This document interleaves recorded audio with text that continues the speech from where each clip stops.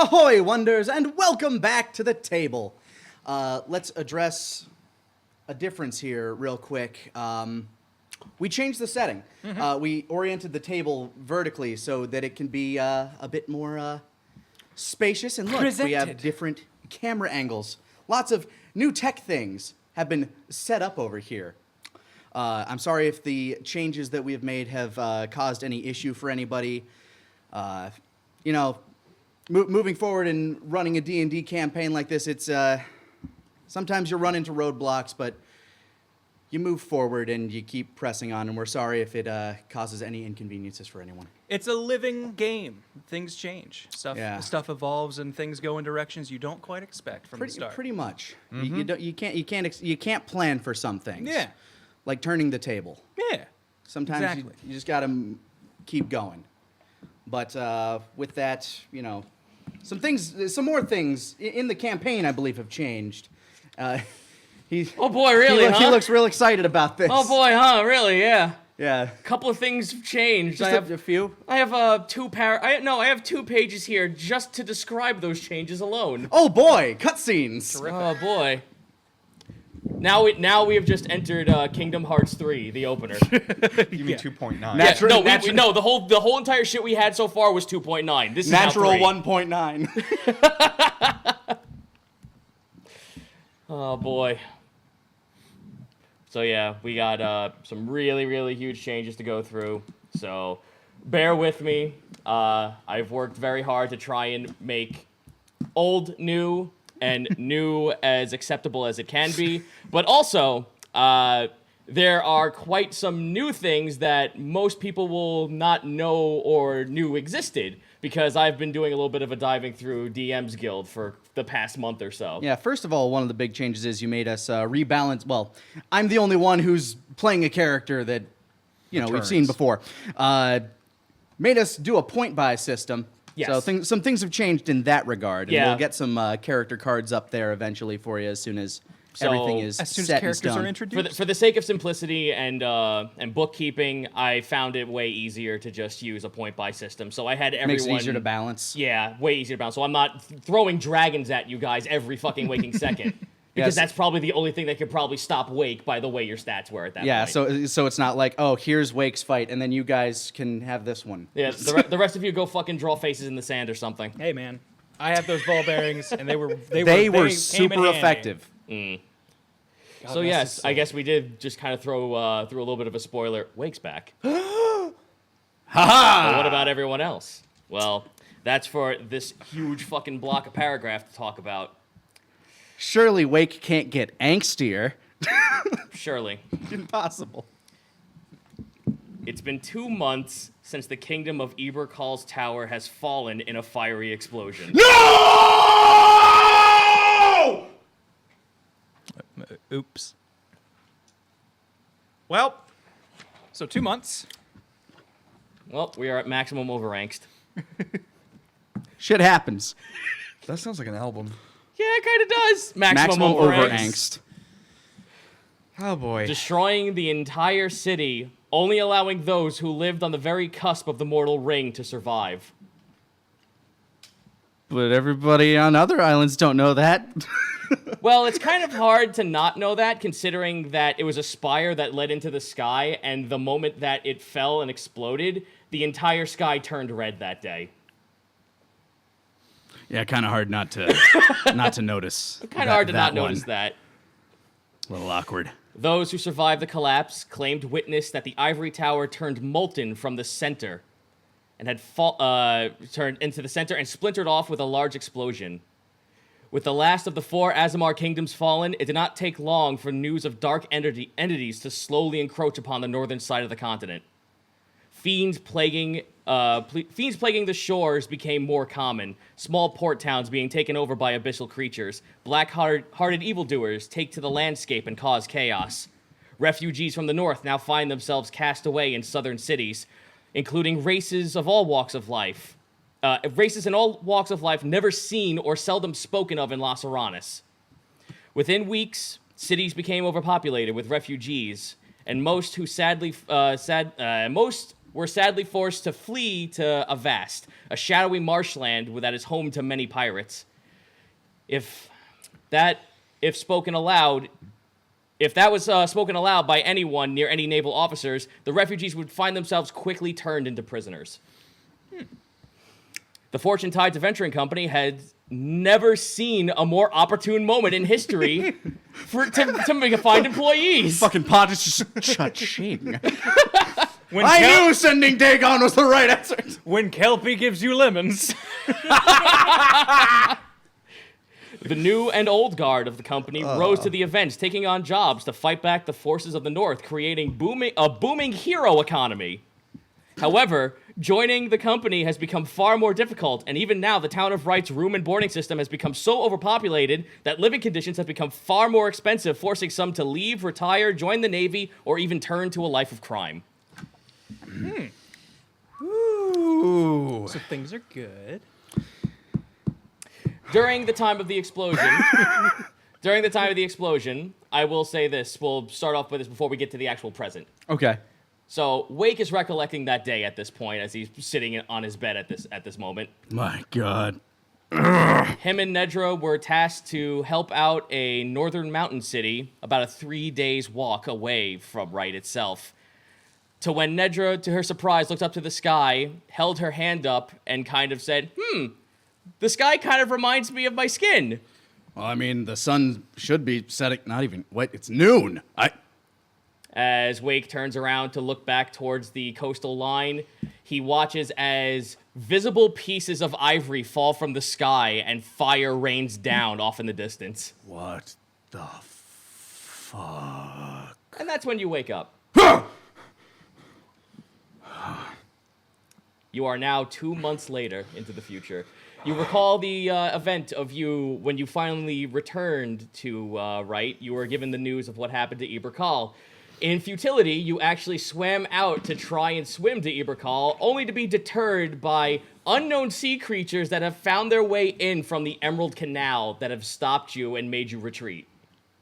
The seas are far more dangerous than they ever were before, with the Navy's tight grip now firmly around naval-faring ships, making sure that no one is a pirate or no one is actually harboring any creatures or infernal demons that are coming up from the north. Seafaring is kind of difficult and very dangerous. How did I fare in that encounter with those beasts that would have attacked me? You almost lost a hand. That explains the stat drops. You're kind of in a recovery. You're kind of in a recovery period. You and Sheldon have kind of been learning to fight against that. There's a bunch of people in the there's a lot of people in Wright that are very good at medicine and surgery, so your hand's back to normal for the most part. You probably got like a little bit of a crimpling or scarring in the palm of your hand, but for the most part, you kind of felt like your abilities kind of maladapted with the fact that some kind of fiend like creature bit you in the wrist and kind of like drew a lot of blood out of you. Is there anything around me right now? Just like You're currently in your room right now. You know at this current time, Sheldon is out teaching everyone, all the students that are still around, those who haven't left or those who haven't taken on jobs for the Volition, or anyone from the Fortune Tides Adventuring Company. Nedra is out there with Sheldon as well. She has completely restarted most of her training. For the most part, she's kind of like not been herself when it comes to her combat prowess because she's been forced to not be as restrictive or not be as chaotic with her moves. And I'm guessing However, she regressed a little bit after some of this? She has regressed. In metastats, she has kind of reduced herself down to level 4. However, Sheldon's new teachings to her has actually altered her abilities enough that because of her infernal heritage, she actually is able to now command fire way better to the point where now she is, in meta, an elementalist. All right. I guess Wake would stand up and get dressed now that he's finally able to kind of walk around on his own feet again. Probably pour some honey into its bowl, not knowing exactly where it is. It's nowhere around. Maybe it'll come back. It usually gets hungry. Pour one out for my homies.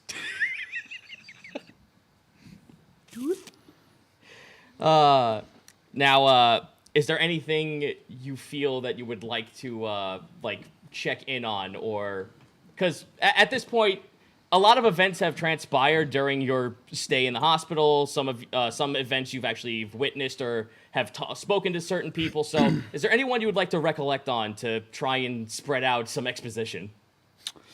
Wake would, stop by the class and just see how, pardon me, things are going in there. But ultimately, his number one goal is to try to commandeer a ship of some sort any way that he can try to get out there, because as far as he's aware and as far as he believes, his friends are out there dying in the middle of this shit and fighting for their lives in that chaotic hellhole. I will say this, for the most part, a lot of the people who you've been talking to, or any of the old folks that you've spoken to before, any from the old company, they kind of have moved on, not in a negative way, but in a way that's just like, no, dude, they're fucking dead. They're super dead. It's been too Yeah, long. Wake is unwilling to accept that. Basically, you are unwilling to accept that, and every time you've actually go down to a carve house to see if you can charter a ship, they turn you away, and they're starting to get angry and more just will not let you inside anymore because you've tried so many times. I've been kicked out of a carve house. There we go. You've been kicked out of the carve house, but you do know that. And I probably can't get an audience with Pontus, I'm guessing. No, but as you he can, is probably busy. No, but you can still go to the guild house. You know that a bunch of your old friends are still mulling about. All right, well, after I check in and see how the class is going, I'd probably just head out there and see who's hanging around. Sheldon's still kind of just like mulling about, saying, like, teaching all this student stuff. He actually like turns and sees you. He actually holds his hand up almost like to get you to stop. He wants you to stick around just a little bit longer while he's finishing up this session, because he has something he wants to give you. I nod and I just kind of sit and look off into the distance and You ponder. kind of roll me a perception check. Pensive. Perception. Sorry, my stats have changed, so these aren't off the top of my head anymore. That is a 19. Okay. You're like, you turn to Sheldon and you see, like, all the class, all the normals are here. Nedra's out there playing around with fire, dancing about like a nutcase with it. However, there's a little bit of an audience now that's watching, and they're all Yanti. Like, absurdly way more Yanti than usually visit this place. Wake's mind drifts back to Ziaka in better days. At this point, the session has completed. Sheldon actually, like, turns to the Yanti onlookers and, like, kind of, like, mutters something to them in a very hissy tone, almost like he's speaking Draconic to them. To the point where they all clap and they kind of just, like, slither off or walk away, depending on if they have legs or if they have snake tails. Sheldon kind of just, like, hobbles his way over to you. Wake looks confused, but bows to Sheldon. Good morning. Master. I take it you've seen our new visitors, yes? Yeah, they're a reminder of times long ago now. Longer than it should feel, I guess. Well, your past is about to reach up with you then. How so? One of them actually wishes to speak to you, one you're very familiar with. Really? Where is she? She is out right now. She is speaking with Pontus. She has actually come to seek you out individually. Oh, well, Did she say where I could find her, or? You will most likely find her at the guild hall. Well, I was about to head that way anyway. How's Nedra doing? I know that... You look over and you watch as Nedra is, like, juggling fire in her hands and she falls into the water in one of the pools behind her. Wake cracks a small smirk. Slowly, but I have patience. I'm glad she's starting to develop some, too. It wasn't very easy. There was a lot of chaos and rage that needed to be subsided. And to be frank, that patience, while I have it, a lot of the others don't. And she takes to that very poorly. Well, I'm here if you need more help. No, you've been stuck in that room for far too long. Go out and get some gainful employment. Yeah. Like, whaps you on the shoulder with his staff. It's still tender. Still tender. It was the other arm, please. They're both tender. I'll go. So you head on over to the not the carve house, the Guild Hall. Yeah. All right.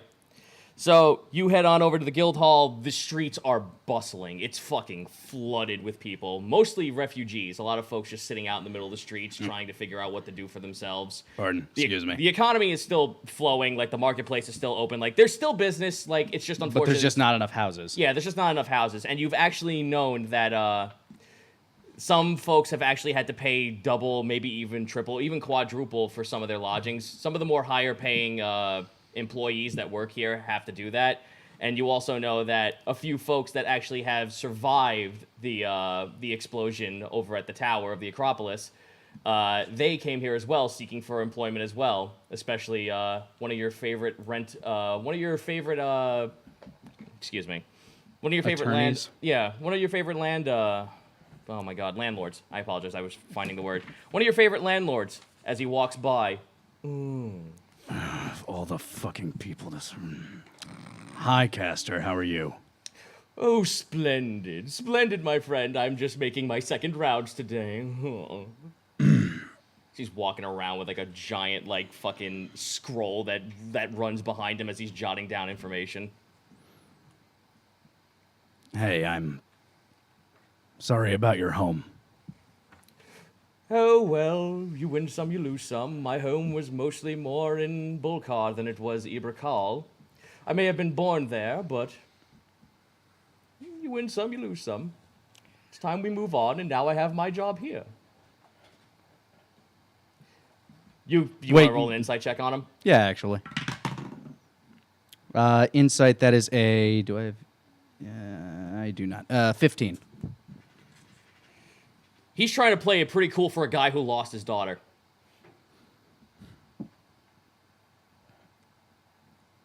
And his wife.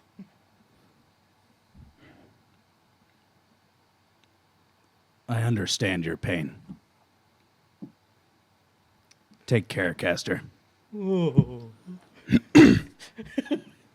Wait, continues on to the guild hall. All right, you head inside to the guild hall. This place is filled to burst with all kinds of adventurers. There are races of creatures that you've, like, seldom have ever seen before. There are people who are just coming and going.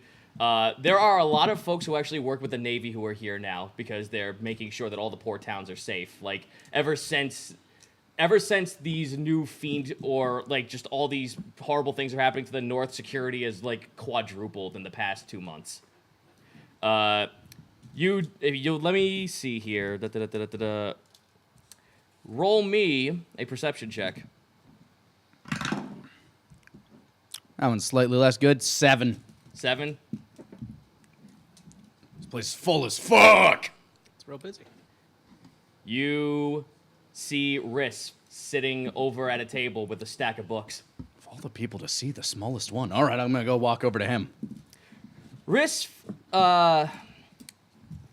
I need you to roll me a history check for Riss. Good luck. I got dumber. Actually, that's pretty good. 18. Over the past 2 months, Riss has taken to studies of metamagic that linger between realms, while still remaining diligent in learning of all the gods and all the gods of faith. His faith, however, has wavered, and he is now learning that he's now trying to learn logic behind the gods more than he is trying to believe in them. However, slowly Riss has now been learning to ebb his studies to create the intangible into tangibility by crafting magic with the font. Riss is no longer a cleric, but instead in meta is a planar. They are like warlocks that take magic from planes of existence. I feel like we're going to be getting a lot of classes here that aren't in the traditional book. Mm-hmm. Probably going to need to link a lot of this stuff in reference material on the Discord, is my guess. Well, that's fair, and that's probably what I will be doing later. Yeah. But for this point, describing it works great. Yeah. I pretty much gave you the bare bones idea. They're warlocks that take magic from actual planes of existence instead of a patron. Hey, buddy. How you holding up? He like holds his hand up. He's just like, shh. I don't want. Oh, it's you. He like closes his book. He looks to you. He looked like he was very angry, like someone had interrupted him before. Sorry, there's a lot of people here who are not very keen on me taking up all this desk space. He like actually looks around and starts grabbing books and piling them on top of each other. I get that. Sorry, I've been bedridden for Oh no, about a trust it. month or so. Oh, we all heard. That's kind of a foolish feat you ended up doing. I couldn't help it. I just saw that and I knew where it was and I know it's very painful, Wake. I know it's very painful, but yeah. you're still here, and you can find reason in that. That's what I'm working on. I was actually wondering if you had any thought on that as a well, I mean, I guess You don't know you're what, having like like I said, in meta he's a Yeah. planar, but in like you just it's Yeah. all magic mumbo jumbo. Well, yeah, and I just assume he's the same person. I mean, as somebody who's been a bit more spiritual than I was wondering if you had any insight into that one. I kind of given up on asking faith for any sort of reliability. Yeah. I now take to the intangible and the metaphysical. He like holds up a huge book, and it's a giant tome with a moving eye on it. I touch it. Seems pretty tangible to me. I know. I was able to actually phase that on top of this book, and now it speaks languages to me in all sorts of ways. That's probably okay. Oh no, trust me, I know based on you like look at him, he's more coal scale than he is tan scale now at this point. How's Like that? mostly like a little bit of his ear to his arm is just tan scale. How's that been going, by the way? Is that all right? Yes, well, I guess it's the sort of the necrosis surging through my body, but I'm able to control it, and I was actually able to speak to that nice tall man who works with the Volition. He was actually able to stunt the growth of the necrosis before I ended up becoming spiritual, as he said, all the way. Huh. Well, if you want to stop by the monastery sometime, we've been working on the flow of life energy and stuff. It might be kind of interesting to see what my brother might have to say about that. Well, when I find time from my studies, what are you here for? I guess you're here for work. Kind of. Actually, funny enough, have you seen Ziaka around? I heard she was She's in here? town. Yeah. Oh, he like perks up, his ears perk up. He's like standing up now from the table. Oh, geez, I guess I've been so engrossed in all these tomes, I must have missed her. Yeah, apparently she's meeting with Pontus, so maybe she's in one of those back rooms right now, but Well, the only people I know who are around are Pliskin and Polify, whereas everyone else is, well, scattered to the winds. he like looks to you. You could say that, yes. Yeah. Well, I don't want to take up too much of your time. It looked like you were really in the middle of that, and I'm going to keep trying to look around here, because if she's looking for me, I'll let you know whatever this is, because we could probably use your help again. Well, we'll see. I like I said, my notes and all my due diligence might come in use in some way, but I'm not too sure if I'm up to taking old jobs like I used to. I think I might actually be retiring soon. Good for you. Well, we'll find out soon enough. As he like looks back to his studies, he looks really solemn when he said that.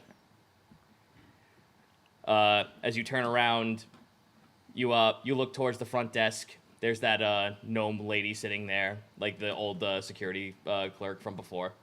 I don't think I've ever asked her name. He thinks to himself. No one did. Oh, why start now? Yep, you walk on up. She's like writing down on the table, like, if you're here for work, you're gonna have to have a 7-day wait. No, actually, I heard somebody was looking for me, and I heard they were around here. What's your name? Scalebound, Wake. She like flips through papers. Ah, yes. She goes back to work. She doesn't actually answer you back again. All right, then. I'll just wait over there. You open the door. Someone behind her opens the door, and you actually watch as like someone in a very regal gown, like a very. It's white and it has gold trims going across it, and it kind of like flows behind her. Here comes Ziaka with a hood over her head, and she kind of like slithers out. She doesn't notice you just yet. Oh, I kind of wave. Ziaka? She leans up and looks left and right. Her eyes are milked over like she's blind. Oh, God, what Hey, it's Wake. Are you all right? As you hold your hand up, she actually takes it, like she's Whoa. not blind at all. It's been so long. It's been so long since I've seen you. Yeah. Red's spoken to you in all sorts of tandem. That foolish stunt you pulled. Yeah. Kind of ended up in bed rest for a while. Oh, clearly, she like holds up your hand and looks at it. She's actually like gracing her finger across the scarring, like she's perfectly able to see. But there is a fucking giant blotch where her eyes should be. You look like you've been through a lot too. How's everything over on Jahal? Oh, well, that's actually part of the reason why I'm here. If you don't mind, we should go to a private room and speak of this. Yeah, sure. The city's pretty crowded, but the monastery. No, she pulls you into. Ah! Yep, she pulls you into the other room, kind of like where all the private rooms you had when you talked to Pontus and everyone. She like pulls. VIP lounge. Yep, she takes you to like one of the privacy rooms. You ask for a boat and they don't let you back here to try to, save some people, but whatever. Oh, trust me, chartering a vessel to reach here was very difficult. I had Red's help for that. How's she doing? She took the explosion very dear to heart. The moment that it happened, she came very quickly to Jahal Cove to seek advice from the Collective One. Yeah, her and Ezra did seem close.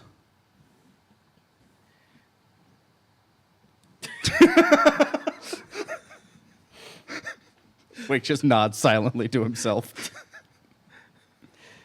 She sits you down and she sits over at the table as well. She kind of looks left and right, making sure that no one's around. She pulls her hood back and out pops 2 other heads off her shoulder. Okay, that's new. That's There are 2. There are now Ziaka is 3-headed. Okay, that's which one do I address?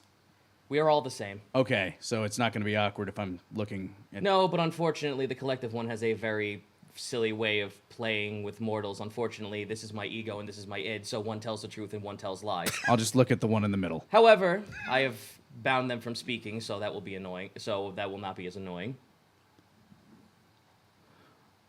Sorry, there's a lot... You see there's bounds on their mouths and they're blindfolded. All right, I've been awake for I don't know, couple of like a day or two, still in bed, but this is a lot to still kind of take in. I understand, and there will be a lot more. I was hoping that I came during a time where your injuries were not as severe. Well, I don't think that they are going to recover any more than they have, and the only way I'm going to get better is if I kept moving. And tell me, how do you feel of the entire event?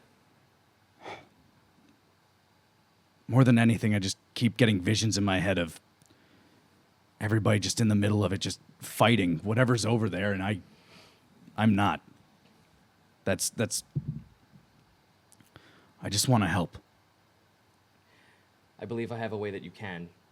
We can't stop what has happened. We can't change what has happened. She looks left and right. All of her heads kind of turn, and then they look to you. But I know of a way to end this all. Okay, I'm listening. She pulls out small little chests, 2 small little chests right in front of you.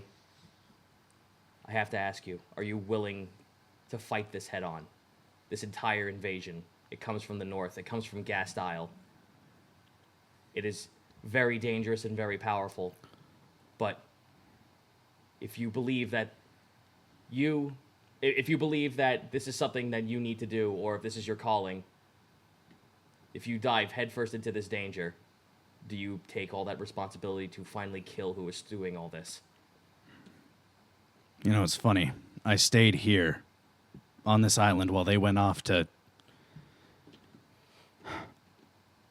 for the specific purpose of stopping what was coming. And unfortunately, they have failed. Red was given all the information based on the reports of what happened.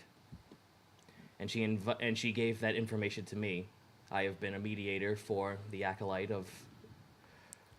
I have been a mediator for the Collective One between here and South Zealous for quite some time.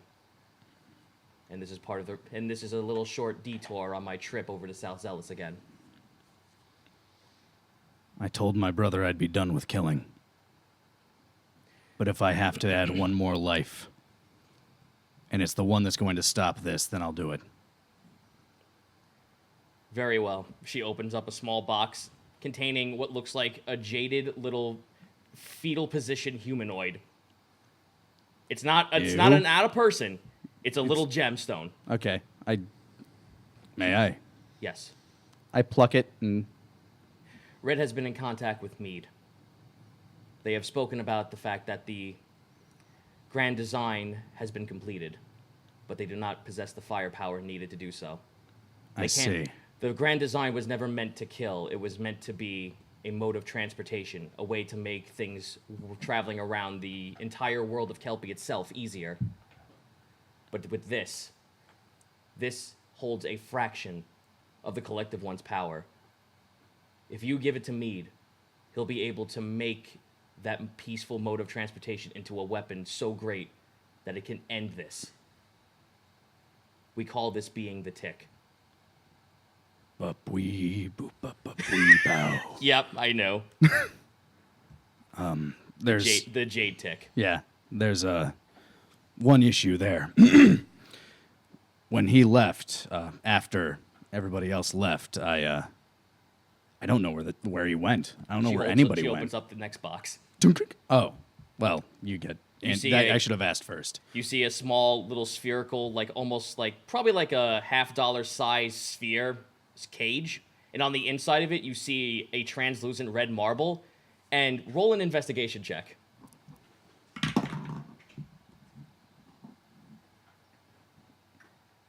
That's a 3. Do they, go together? Clack. She, holds your hand no. Okay.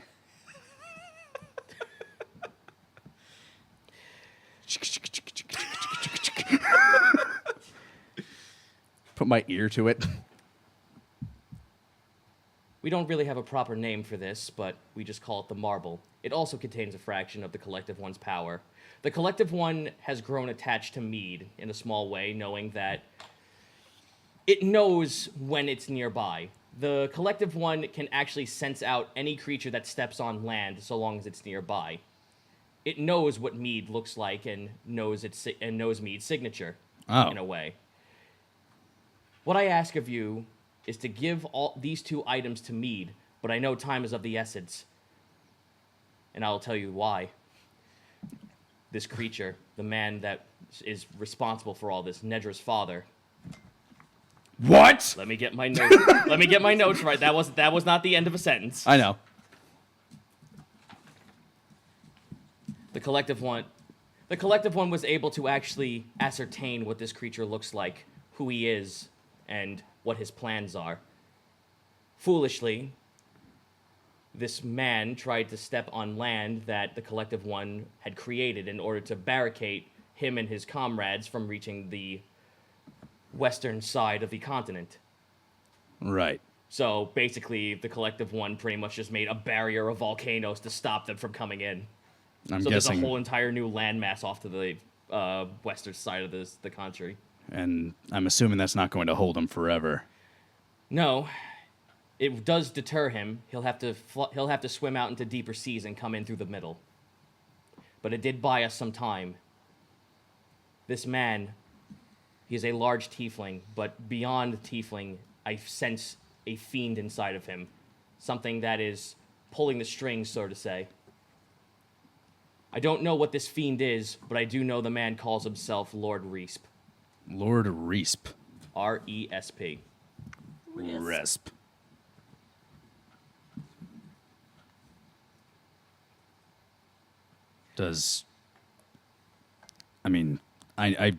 She's never said anything, but I'm assuming Nedra doesn't know anything about this, right? She shakes her head. One of them should be nodding. Right. So. But in any case, this marble that I give you, it will track on to Mead's signature. It will be able to transport you and 3 others directly to his location once you are close by.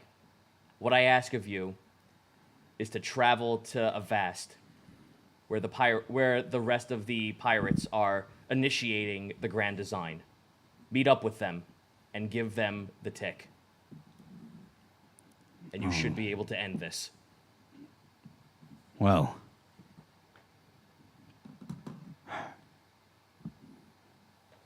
I guess I gotta find some people that'll help me. Do not speak of this to the guild. Find people who wish to keep this. How do the humans call? Oh yes, off the books. Yeah, they do like their books. And they like keeping things off them and then putting them on them. I know, it's strange, right? I don't, get it. Underwater, we don't write anything. And I'm not even allowed under there anymore because it's full of monsters. That is also another thing that I need to discuss with you.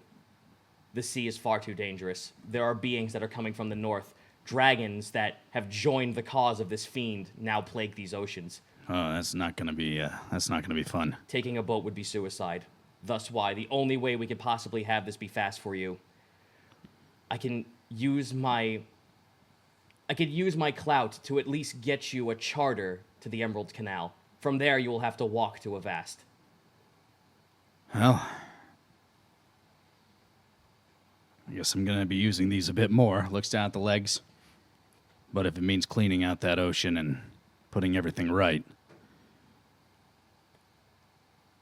yeah, The only thing I could recommend to you is to find those with like-minded goals to end this, to find someone who wants to kill this creature once and for all. Right. Are you interested? I have to be in South Zealous. Shit. I am. She looks to herself. I am a speaker of the collective one. If I will make myself a walking target for anyone who is against us. Right. Makes sense. Yeah. Wake's just rolling through a very tiny Rolodex in his head. I'll see what I can do. You have time. I would say make haste at least for another day. All right. No one else knows that you have this apart from Red and Mead.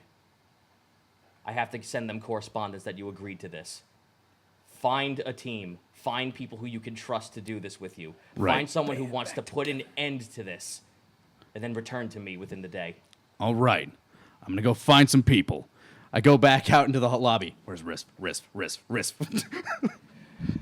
Risp is still at his studies. Hey, buddy. So you said you were thinking about retiring, right? For the most part, yes. Do you want to save the world real quick? He looks left and right. I'd rather be studying. Okay. This is... What is it you say? Well, just because I don't wish to go along doesn't mean I might know people who could assist you. Right. Yeah, you got that coal scale thing going that you need to figure out. I get you. Look, I just talked to Ziyaka, and she's gone through some changes. She's got some stuff going on, not unlike what is happening to you, but still kind of different. Seems her and the collective one are real tight now. And he gave her a couple extra heads for it.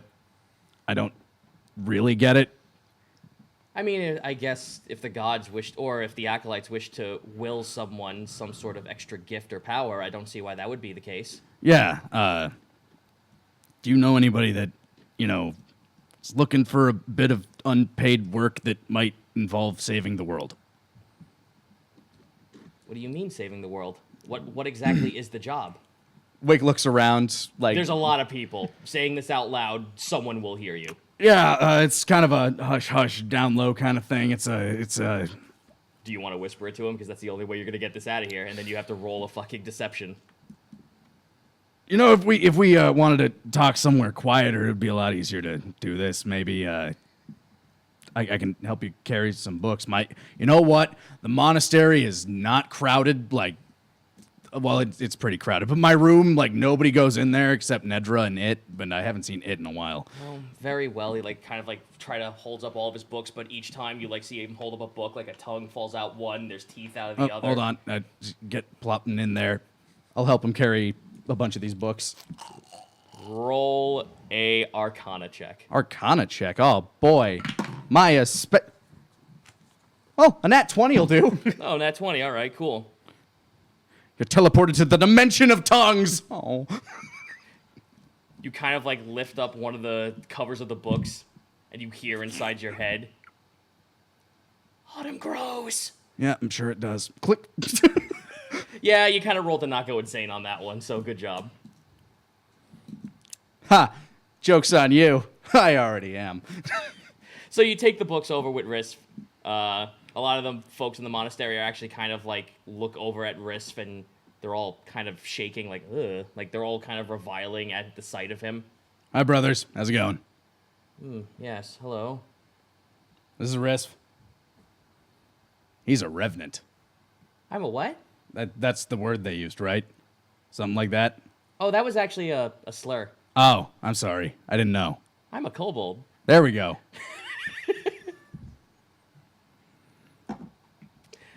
So you take him into like a private chamber for you to speak to him. Yeah, basically, I set all of his stuff down. My room's not big, but it's got a desk. And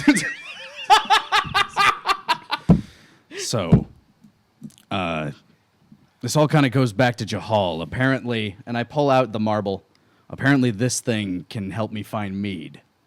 And apparently, they've gotten enough done on the grand design. I guess whatever package that we were delivering got to enough people that they were able to get done what they needed to, but they still need a power source, which I need to deliver to them. Do you show Risk the tick?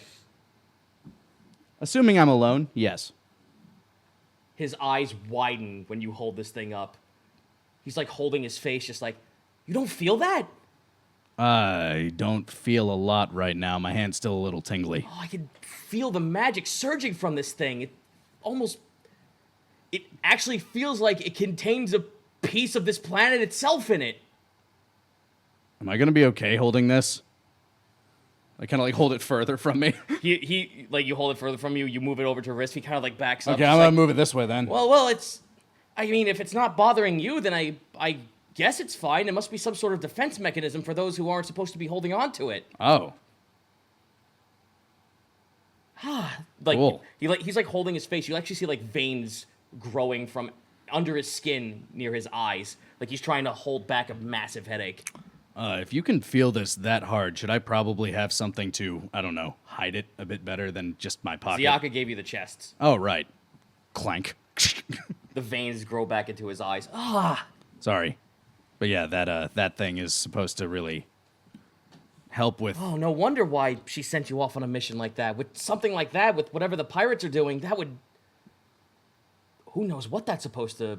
What that could do to the creatures that are coming in from Ghast Isle? That's a very good question, and that's what I hope to find out. Do you know anybody that could help me with this?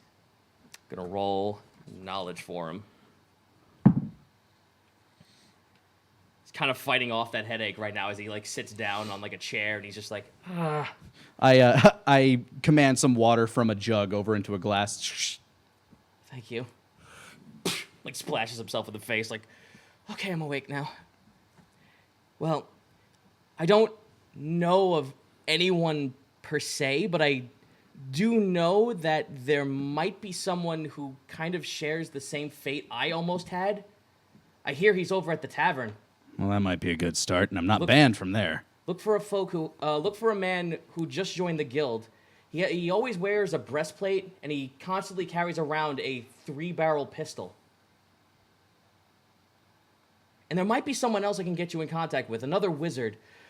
But I think Pliskin might also have some information to help you with that as well. And you could usually find him at the Carve House. I am banned from there. You might want to get someone else to help you get inside the Carve House then. I will go get that person with the gun. Very well. Well, I kind of don't want to walk around my books. Do you mind if I just stay here and keep looking at stuff for a quick moment? I might be able to actually help you. Maybe I can even find a way to find that other person I was talking about.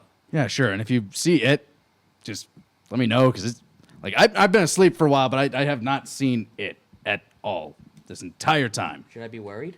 I probably not. He's fine.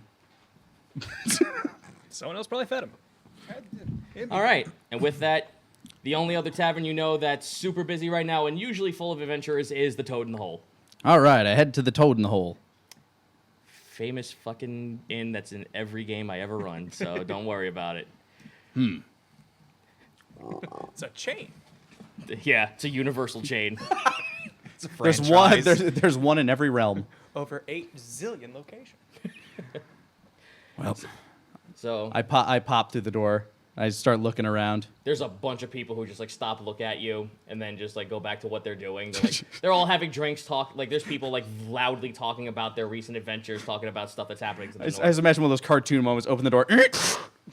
What? Ding ding ding ding ding ding ding ding. Yeah, there's a Honky-tonk band starts fucking playing. again. There's a centaur band playing. They're playing a fuck ton of polka right now, and there's a bunch of drunk dudes just like dancing to it. I begin looking around the bar for this individual that Risk described. Very well. Specifically looking at like weapon holsters and looking for breastplates. Process of elimination would be armor, then weapon. Fair enough. Perception check. 16. 16. There is someone. You like look off to the side. You're like looking over at like the row of people who are sitting at the bar right now. You do notice that there is a little bit of a breastplate that's sticking out, almost showing off the metallic point of it. That must be your guy. So you walk on over, and we will pop open a picture of Brian's character. That's who you see. Hey, how's it going? What's up? well, this man looks like a pirate. All right. Enter Brian. I step up behind You can this. take it away now. Yeah, I step up behind this individual. Excuse me, sir. What do you want?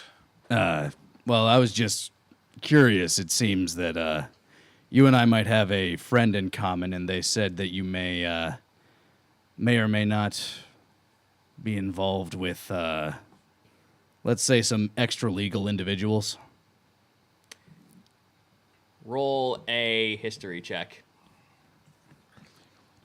Have I? That's a even 10, God. And even 10. There's a bunch of people who play with the supernatural in this place. Kind of like another reason why you came to this town in search of employment, to see if there's someone who knows who could fix your problem. You do know that the most infamous one is a kobold that walks around with a bunch of books and keeps yammering about the universe like a crazy person. But you've only ever heard of him. But you know that your work here has gotten you some reputation, that you're starting to become an up-and-comer in the Fortune Tides company. So someone must have heard of you. I'm just saying, are you looking for maybe some gold or glory or maybe worldwide salvation? I don't know, one of those things. Son. He just turns around, a sharp 180. Hi. I just want peace of mind. You know what helps with that? Less demons. Is there somewhere private we can talk? Yes, kind of. There's Sort of. probably a table somewhere around here you could find that's like, there's like a little like stall off into the corner you could find. A little dark area that you guys could speak. We move off into the shady corner, Yep. the shady business corner. As like dwarves are walking past you with like ale and just like constantly knocking into you.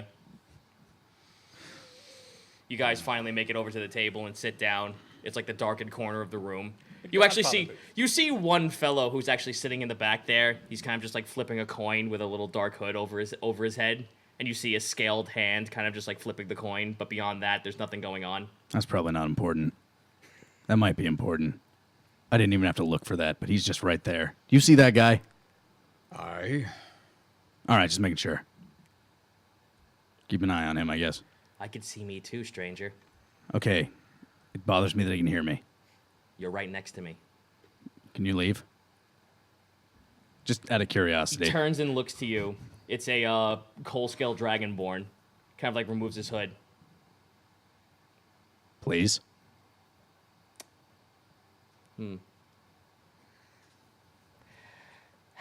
Buy me a drink. How much money do I have left? Oh, right, I'm a monk. I don't spend money.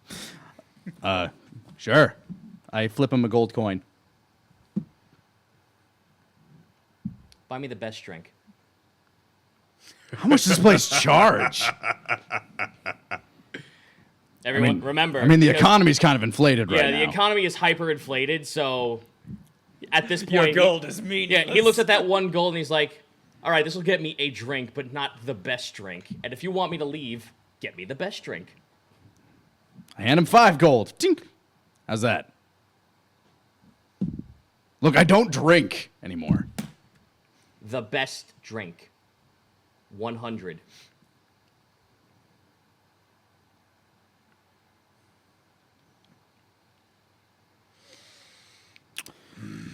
Look, I'll keep it simple, friend. He looks over to you. You two seem like you need some privacy, and $100 is my privacy. All right, look, I've had a very long day, sir. I don't... I've had a very long day too, friend. I can't find a job, so either you give me that money and I leave, or I sit here and sulk until I find employment. Well, that's surely going to help you find employment. Oh, I know who I'm going to hire. I'm going to hire that sulky dragon guy who's sitting and drinking. Wow. I'll tell you what'll help you. You get out there, you clean yourself up, and you just give the world your all. Persuasion with disadvantage. That's fine. Here's 100 gold worth of advice. Yeah, 100 gold worth of advice to you, Junior. Persuasion, that is a 12.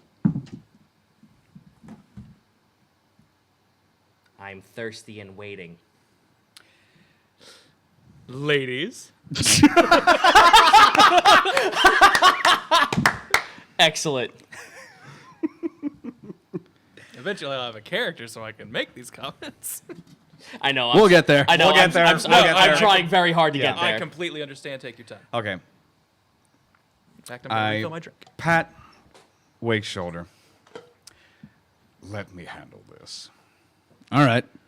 Wake stands back and actually watches what this stranger does. I slowly approach the, you said Dragonborn? Yes. I pull out my gun. Okay, going a little 0 to 60 pretty quick here. Pin him to the corner of the booth, and I use lingua mortis. Explain what that is for the chat.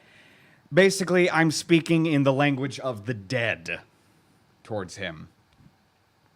And I'm using it as an intimidation. What do you say to him? Basically, he won't understand it, but basically, But I would like you to right. say it. Basically, the dead are calling. They need to be answered. You're wasting my time. Roll it. Modified 20. I rolled a 2. The man falls out of your grasp onto the floor and crawls away very fast. You now have privacy. Well, if anything you prove, you get results. I swipe my gold back into my purse. So, what do you know of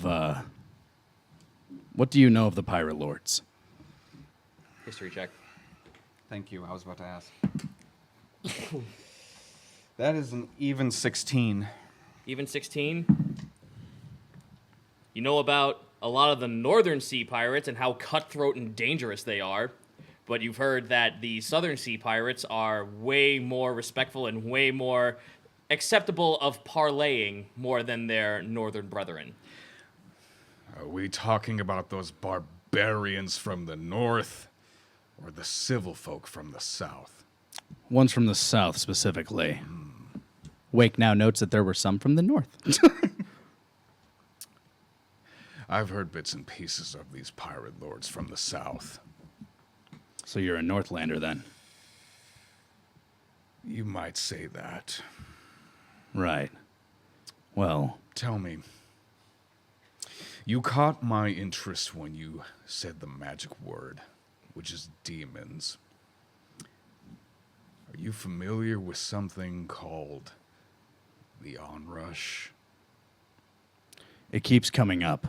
and I've been spending a lot of time here at the monastery preparing for the inevitable return. And I feel like it's upon us. Show to the camera what you just put down. It's like a little phoenix coin there. It's a little phoenix coin. What's this? That is what's left of my squadron. I was part of a mercenary group hired to go against the onrush. I'm all that's left. We were the Phoenix Squadron. That is a token Ulfric, the damn fool, made for all three of us.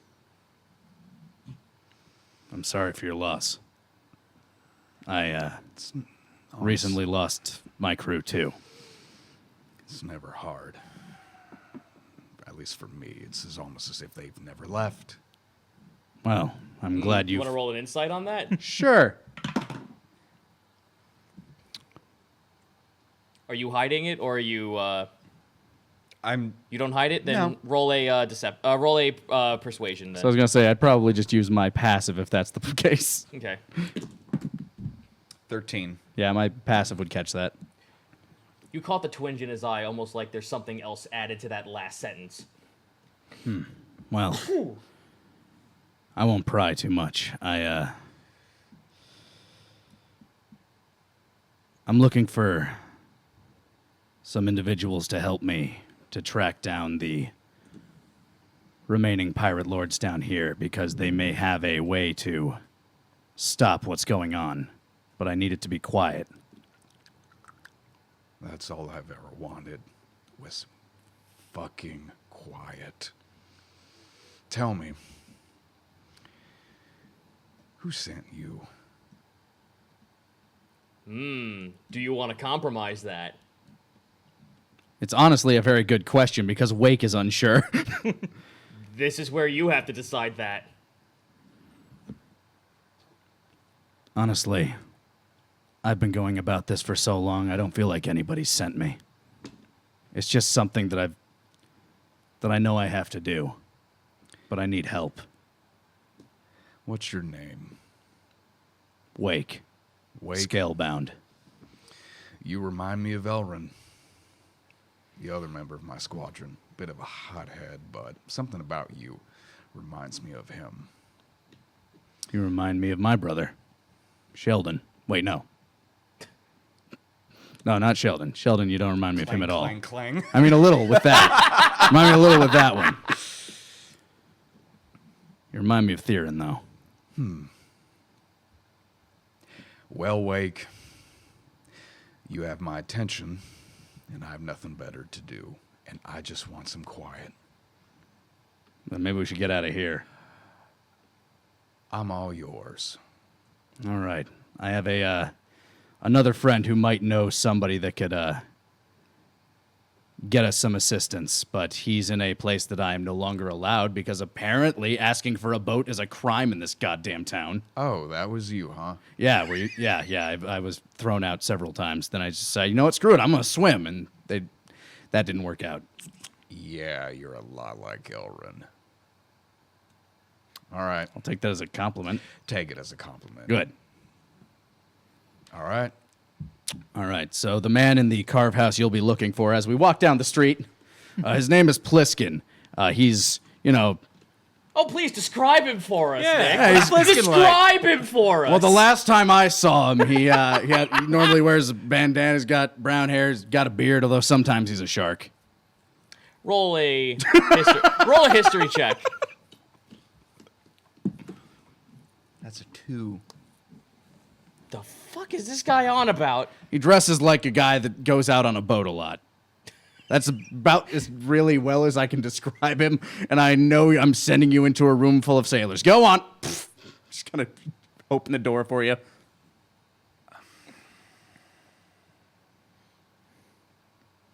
I'll just wait out here. Yeah, you do that. Yeah, they'd probably throw me out again. The moment you walk in there, there's a bunch of dudes who just look at you like, I'm not going in! Trying to stomp me, though. Step outside. So you walk inside into the carve house. There's a bunch of folks kind of just like throwing back a couple of beers, talking about how it's difficult to even go fishing in the seas at this point, as there are bigger fish that have just like migrated in from the Emerald Canal that just eat all the food. There's a there's a guy who might fit Wake's description, but based on how vague it was, you're not exactly sure, so roll an investigation check. Okay. Let me just make sure what that's. Oh boy. To be fair, I think I gave the best physical description I could for Bliskin. 15. 15? You find the guy who matches the description very well. He's kind of like face down on he's face down on a table looking over a bunch of paperwork that looks like ship manifests. He's got a pouch of gold sitting next to him and like 3 bottles of beer. And he just looks like he's sleeping. He's out like a light.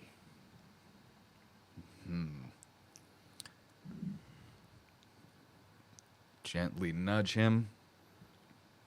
Nothing.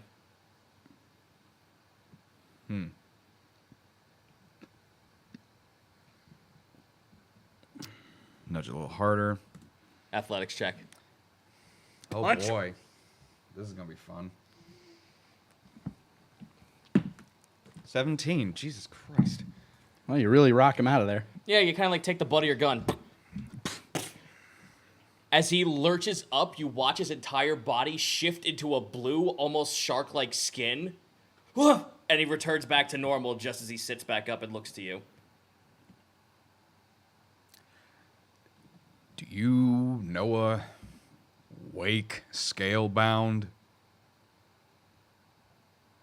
Yeah, I know that guy. He kind of swam out to the ocean like an idiot. Well, he's outside, Of course he is. and he wants to talk to you. Me? Why does he want to talk to me? Don't shoot the messenger. Shark stuff. Oh my god, he actually... Thought we'd talk about gills. Yeah. He rubs his eyes. He's just like, oh my god, he can't come inside after all the times he keeps asking for a boat. We've told him so many times we can't do it, but now he's sending more people in there. All right, let me go yell at him. Come on. You open the door, like you're like blind. You watch as he sees the sun. Again, now you see it. You watch as like Pliskin walks out into the sunlight. His skin almost grows scales, almost akin to yours for a hot second. Whoa. Oh, it's bright. Ugh. Hey, Bliskin, long time. Probably a couple months. Like, how many times have we told you? I haven't told you, but everyone else in this fucking place knows that you're here for a boat. We can't give you one. Not here for a boat this time. All right, well, I'm looking for people. you're looking for people. All right, well, then why aren't you just going over to the guild then? Because some of our more extra legal friends may be involved in this one. Roll a persuasion check. 14. How have they gotten in contact with you? Ziaka. She's here. Apparently, her and Red have been in touch with, Mr. Jahal. That makes sense. She's been sending me letters, giving me little decrypts about that. All right, well, follow me. He like ushers you both over around the corner. You kind of like sit behind an area where there's a bunch of fishing net and barrels. It fucking reeks of fish at this point. Roll a con save. I miss Grammy. A natural 1, huh? Welcome to the crew. Yep. You did it. It's back. I'm happy to be the one to bring it. Natural wonders. As you turn the corner to go in the back, you actually watch as like this really weird, decrepit little blue hag kind of like throws a mound of fish guts into your face. Here, smell it, buy it, consume it all. Grammy, I've missed you. I've never left. I've built myself an empire. On fish guts? Yes! Why didn't I think of that? I could have helped. Do you know how many piranha have swimmed into the ocean from the canal? No, I don't. I made friends with a piranha once, kind of. They're neat. So who's this? I don't believe I ever got your name, stranger. He's throwing up right now in the corner. His name is. It's strange, but I thought Wake was weird too. But I smell death on him! I mean, the fish Roll another. overpowers a lot roll of the. another Okay. Constitution save. Con save. Ooh, boy. Natural 20. Yeah, wow. That word just uttered into your head. Suck it back in. Quite the pendulum swing on that con. I'm fine. Okay, I'm back. Now what? I'm back. And sorry, sir, I don't believe I ever got your name. The name's Morgan Strong. It's a powerful name. I was a powerful man. Wake. You hide behind steel! Are you selling those guts? Yes, How much? 50 gold a pound. Oh, wow. In this today's economy, you gotta be a shark! I show my pointy teeth. I was gonna say, Pliskin More than and that! Wake are A capitalist shark! Yeah, Pliskin and I just look back and forth at each other.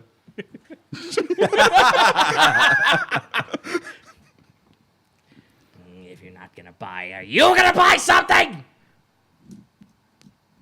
Morgan's eyes gloss over, or glaze over. And a new voice shows up. She's really mad at you, Morgan. Is that a? She's real creepy. I don't know what's her deal. Do you, sir, wanna buy something? Almost like Grammy's into it. All of a sudden, just and just. You scared Ulfric.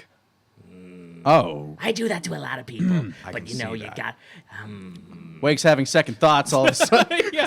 Suddenly Wake is like, Well, if the three of you won't purchase anything, I'm outie 5,000. See you later, Grammy. Yeah! By the way, you still running that crepe shop? Fuck yeah! thought that was a fuck you at first. Like, don't you dare bring that place up. But no, instead. I mean, it's been vacant, unfortunately. Yeah, Pliskin looks to you. Yeah, she's been kind of just like dumpster diving and using it for ingredients in a lot of her food, and yet somehow no one's gotten mad about or gotten violently sick. I mean, and there's that a lot. Someone's died. I mean, there's a lot of mouths to feed. She has kind of taken up that role after you've been in the monastery healing up a little bit. She kind of has been running a soup kitchen out of that crepe shop that used to be there. Yeah. I figured she'd move in. I mean, she's been eyeing it since they left. And look, buddy, I'm sure Grammy has like some kind of weird little perspective on you based on what just happened there, but Yeah, I he, like, guess looks- I have several questions, but I'll save it. well, I'm not gonna pry because you like watch his head completely turn into like a shark like fin, and like the dorsal fin kind of like comes out the arm almost like a blade. I got my own problems, and it returns back to normal. Yeah, has that gotten worse? No, I've learned to control it somehow. Oh. Fin 5! Psh. It's just the sound of sandpaper grating. Yeah. Both against the grain. Bad idea. It's been a hell of a 2 months. But yeah, So you're looking. So Risk said that you might know somebody that could help unless you're not busy. I'm not going back into that job, man. If Ziaka has something very great in mind for you and it has to do with the pirates, they put me, ever since I blacked out one night and was able to control this the day after, I've been getting a lot more jobs being just security for the city itself. Yeah, and they It's kind kind of of been need a it. bigger kind- job right now. Kind of need it these days, I guess. Yeah, what with the highwaymen being a little bit more of a problem nowadays. But they said that you might know somebody that would be interested in. I got a couple of names. All right. This might be a little strange, but do you know anything about land folk that kind of just trudge their way in from the forest? Might be a little bit more leafy than usual. You mean like Gloriosa back in Jahal? Sort of like that, but way more plant than that. Apparently there's one that's been meandering around town and coughing in people's faces. But apparently, every time he coughs on someone's face, they can understand him. That sounds. And he wants something to. It has something to do with the onrush, but that's all I know, and that's all people have been telling me at the Carve House. I'll keep an eye out for that. I do know that we did get someone who came in on a ship the other day. Says she was framed for a crime she didn't commit, but she'll do anything to get her job back. That might be something to look into. And also, there's been. What do you know about creatures called Sauron?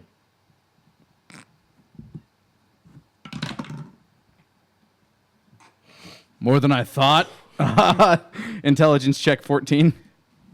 You've actually seen them. They're kind of some of the refugees that have been wandering around. They're like Dragonborn, but way bigger and way more way more old school fucking like dragon looking. Like some of them have horns coming out of their heads. Some of them like the only thing in common you have with them is that every time you go near one and have to look up to look at them, there's a sense of dread that just overwhelms you. All right, so they're kind of like Gore, but he can't like control it. Is what I feel. Something like that. They're from. Well, remember our good friend Woe and where she came from? Yeah. Apparently, they're a race of people that used to live there, too. Oh. This poor girl's vessel kind of got taken over by someone from the onrush, and she found her way over here. Says she lost her family, and she's looking for a way to get back at him. Wow. Do you have any names? I don't got names, unfortunately, but I do have physical descriptions. All right. The one girl who came in from Zealous, you can't miss her. She's a snow leopard tabaxi. Snow leopard. And just look out for a really large, purple, scaly girl wandering around in robes. She'll probably have a bunch of books on her, like bandolier of books all over her chest. Dinosaur. Lots of books. Says I love you. Hangs out with a triceratops. Anyway. BJ. All right. Do you know where these people hang out? I mean, the plant one probably is just wandering around, I'm guessing. The plant one just likes to meander around in the small district, all the way to the left, where that fella that went off with your last crew, he's been meandering around there. Right. As for the other two, last I heard that the woman from South Zealous, she's kind of finds herself a little bit of a noble, but I have seen her wandering around giving out medical service. The other one kind of reminds me of Risp. She's more into books, so try to find a magic shop. You'll probably find her. Either way, Midtown seems the place to start. Sorry, I can't really help you out that any much more than I have. Yeah, no problem. I would have suggested Onslow, but him, Relieve, and Kowalski kind of went off on a mission just a few days ago. Did they get a boat? No, they went up north to the mountains. Apparently they were getting rid of an entire den of displacer beasts. Oh. That's not fun. Although I'm guessing Onslow's having a real great time. Q off in the distance. Yeah! Just three dudes in a fucking wagon, just Three shooting. reptiles. Yeah, three reptiles in a wagon, like going off on a careening downhill wagon, shooting shit. Yeah. Them hazard boys.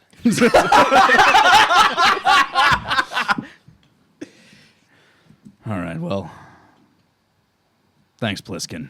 Take care. You too. And, you too, bud. Whichever of the three that's in you that Grammy said. I'll explain when we keep going, all right? Yeah, no problem. Not gonna rush you on that one. Yeah, well, you have a little bit of a walk ahead of you, so if you want to divulge on that, now's the time. Yeah, we're just walking to Midtown to try to find somebody that's gonna cough in our face or look for a big dragon or a snow leopard. Cat, dinosaur, or plant. Yep.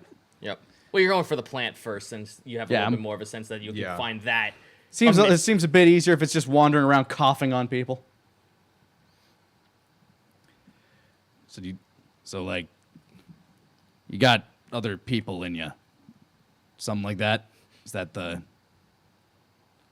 Wake, the rest of the Phoenix Squadron are in here.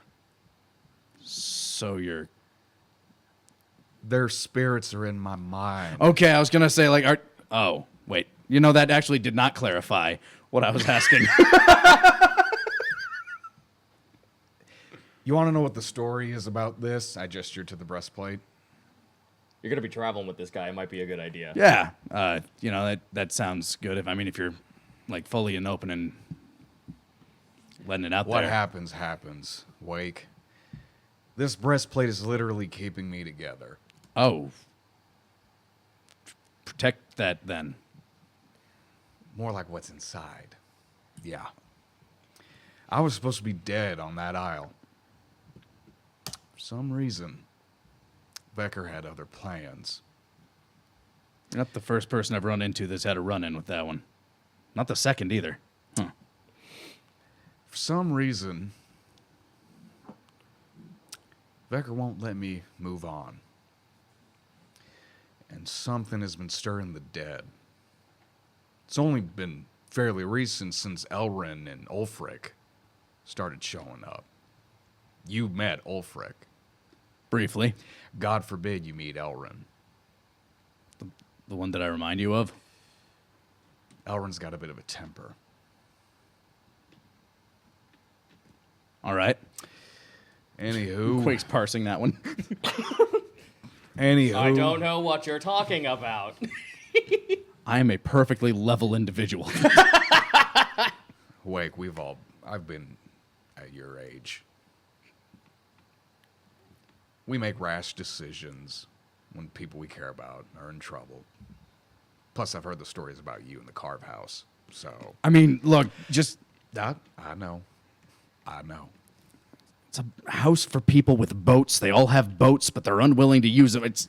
Yeah, and Pliskin and Onslow and Polify have all been inside there. I don't know if you've noticed, Wake, but things have been kind of crazy. The dead are restless. The sky's as red as my coat. Yeah. The last of the 4 Azamar kingdoms is dead. What God just said. I didn't... The last of the 4 freaking Azamar kingdoms, dipshit! I mean, that's just a normal voice in my head.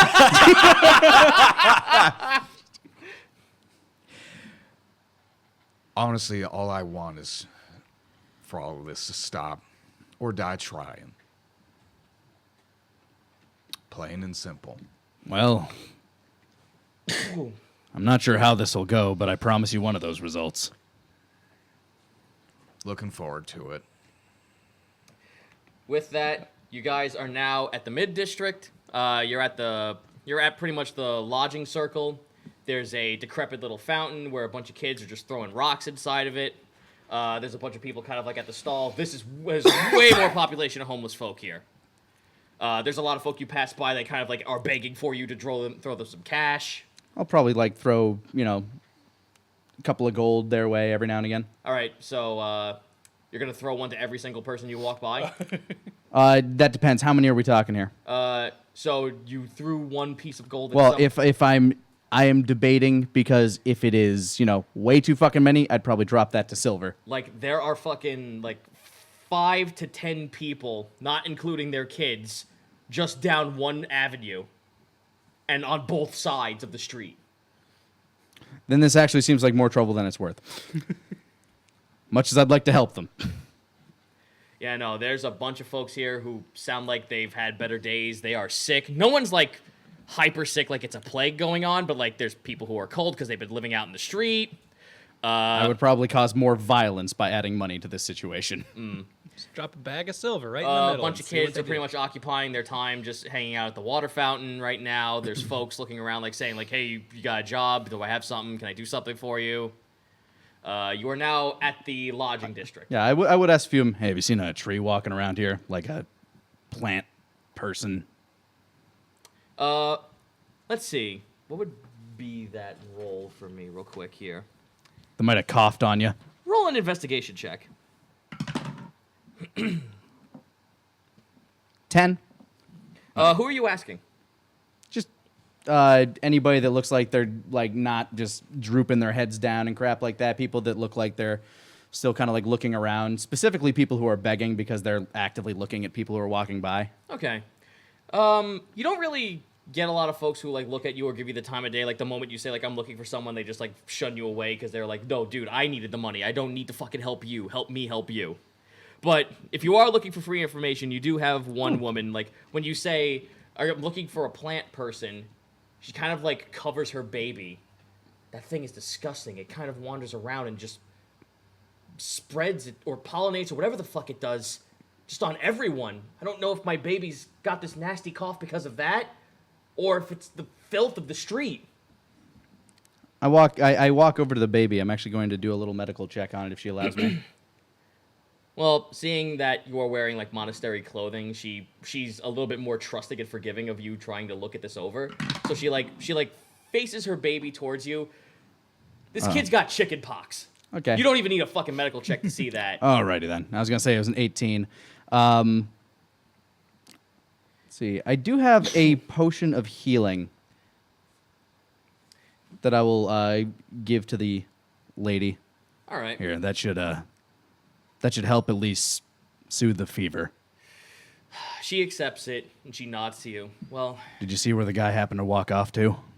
oh, you mean the giant behemoth creature meandering? Yes, he's more off towards the edge. He tends to keep towards where there's any vegetation. Makes sense. All right. Well, take care of the little one. Yes, if you see people with mushrooms growing off their bodies, you might be having a little bit of a head start.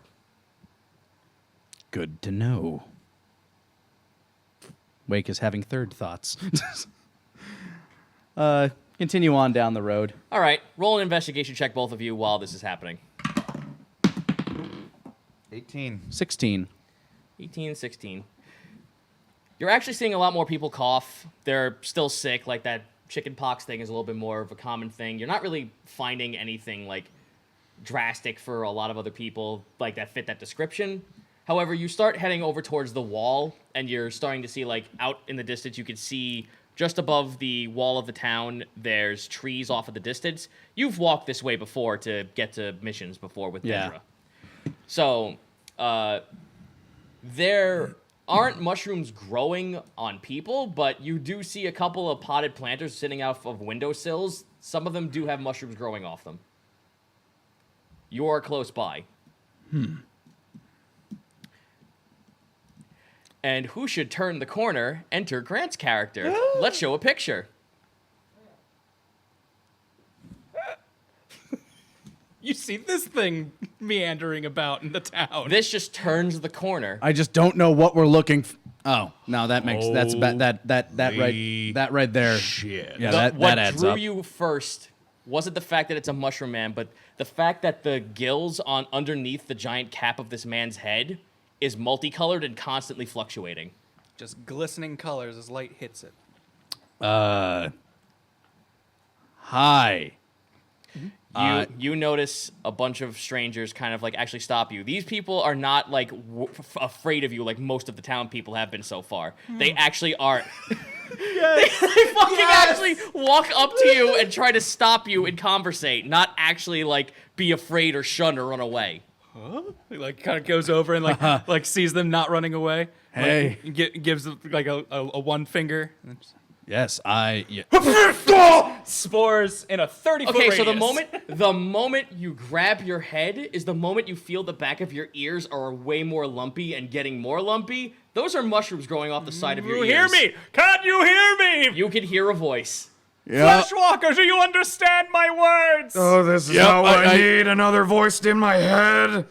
Oh, this is glorious. Hello, hi. How do you do? How do your people greet each other? We say pretty much how you did, except without the cloud of. I basically caused like a small gust of wind around me to like blow off a bunch of the excess spores. Once you do that, you no longer hear him. Well, no, these mushrooms on my ears, I assume, would still be there. I'm just blowing off the excess spores. Oh, okay. I was about to say, are you actively getting rid of the mushrooms?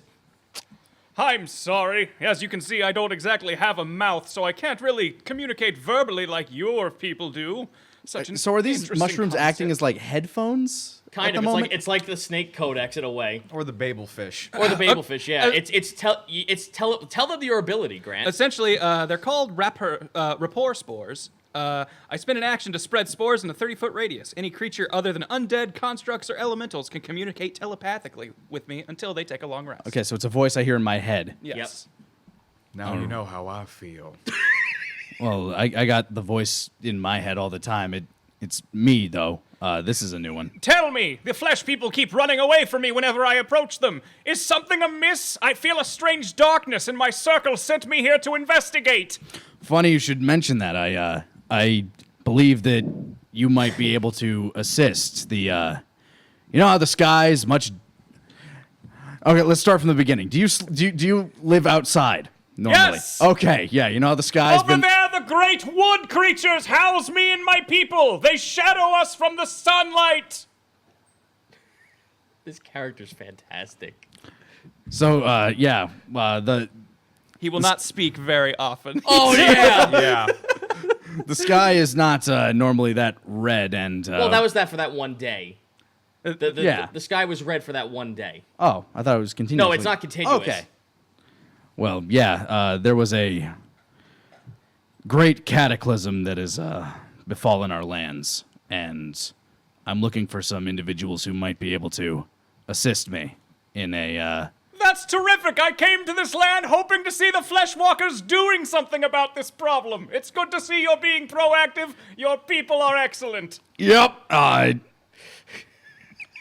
Morgan's eyes go all black. That's a new one. I swear to God, if this thing keeps talking, I'm gonna teach it a lesson. Oh my God, Elrin, When he calm says he down. will teach me a lesson, is he going to instruct me on your cultures and values? I still I'm don't losing my understand. patience, Morgan. Elrin, just get back inside. So wait, does Elrin remind you of me because my eyes are black too? Elrin has a bad temper. Your people have funny names. My name is Chromagill. I will call you Blueskin. You know You what? are Red Jacket. Hello, Red Jacket. Oh god, this character owns. All right, I can accept that. Hey, Blueskin, you seem to be seeking companions. yes. Everyone I have spoken to recoils in horror. You may be looking in the wrong place. Well, you know what? I tend to. Thus Cue the A-Team theme. far, Decided I was I've tired of playing the straight character, so I'm going to do something really out. no worries. I got you covered. Yeah, no. I believe you might be able to. You know what? What do your people do aside from the spores thing that you? We love to sit and commune with one another and live in peaceful tranquility, rarely moving. However, Okay, there we go. Nothing but before the however counts. when faced with dire circumstances, we are capable of, shall I say, returning the Fleshwalkers to the earth whence they came. But I do not like to use this option. I feel that is why everyone is scared of me. Hello, travelers! It's like a guy just turns the corner, looks at you, and then fucking books it and runs into a wall. Yeah, I'll be honest. I think the main deal there is just the spores, and then the voice in the head is normally not something that everybody else deals with. Is this not how your people communicate? Oh, the mouth, of course. There we go. I noticed you don't have one of those. Now I see. His mushroom eyes just narrow a little bit as he looks down, realizing It's how... like Deadpool And, with his when, mask. when it narrows, you hear like a ring, a towel ringing out. Like, I see now I've been scaring these people. What a mistake I've made, sir. Thank you for showing me the error of my ways. Well, you mentioned peace and tranquility. What exactly do you like heal people or do I you? serve the Grove Ancient. I am the sturdiest and tallest of my circle, as you can see. I am. proudly shows off his lumbering frame. How tall are you exactly? Just your character. Well, I Six told foot, you, 6'10". But 6 yeah. foot. Yeah, no, you're significantly taller than me. But he would describe it as Not quite as mighty as the oak, but I think I put up a good fight. I appreciate that. I was the sturdiest of my people, thus they sent me here in search of help. Me too. I'm also the last of them, so works out. That seems very unfortunate, unless that is something your people like, in which case, congratulations. No, we really don't like that. Oh, Yeah, it was. I've frankly, way more stuff has happened since then. I'm trying to parse a lot of things right now, but that's not really your problem. these complicated feelings are beyond my understanding, but I hope I can help you in any way possible. Would you like a hug? I don't. So above meta, since we have introduced you Yes. two, how about we explain what it Yeah, is exactly you actually are? what you guys are, as you are not traditional classes. It's true. Or races in your I'll let case. Grant go first. So my race is a myconid, which seem to be the mushroom people. Oh, never mind. That is a D&D race, but Yeah. it is not a character It's not race. typically a player race. As far as abilities go, a lot of my things, I am a warden class, so I'm kind of a nature tank. I can do some healing. I've got my Guardian's champion is the Grove Ancient, so it gives me a lot of plant-like skills. That's my mushroomy form. But I can do stuff like stun people. I can give them hallucinations with spores and things like that, and use a handful of druid spells and stuff like that. Cool. On the other hand, I am just a human, so I'm not messing with homebrew races, but I am trying the spiritualist class, which basically what book series is that from? Just at These are from set? DM's Guild. DM's Guild?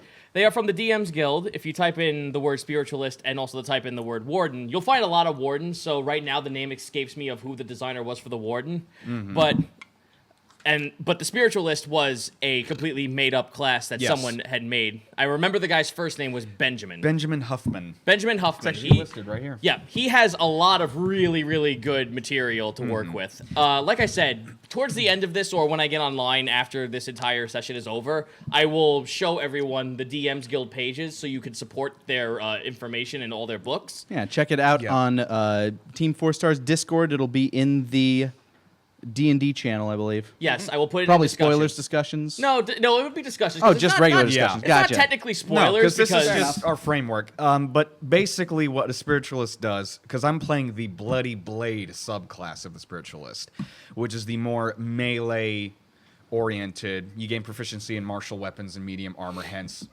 the breastplate. Right. Basically, before any form of combat or action, I channel a spirit, and whatever spirit I channel based on attributes of character, greed, hate, shame, they come with a list of spells and abilities that I have access Interesting. to. So basically, I'm a spirit conduit. Whatever spirit is channeled in my body, I gain an access. Basically, you are your own Pokemon.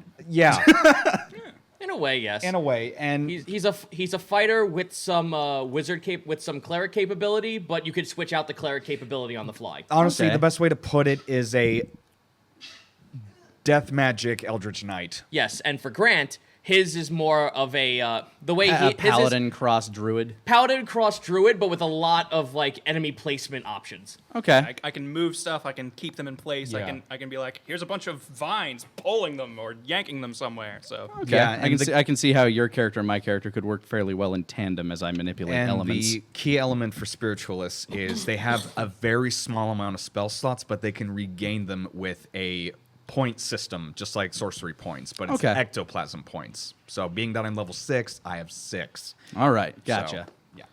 All right, All right. So, back in game. I would love to help you. My circle sent me here to stop this strange imbalance in nature, and I've so far gained no leads until meeting you, Blueskin. so this telepathic communication, I just want to clarify how it works. Can I only speak in words, or can I just give him full access to He information can that understand you physically. He cannot speak Oh, back okay, physically. okay, so unless I the ca- I yeah. cannot You transmit hear, my you hear brain. Me, you hear me telepathically, but you will still need to speak Gotcha. back to me. He has the equivalent of ears, just no. Yeah, no. Gotcha. Okay. Well,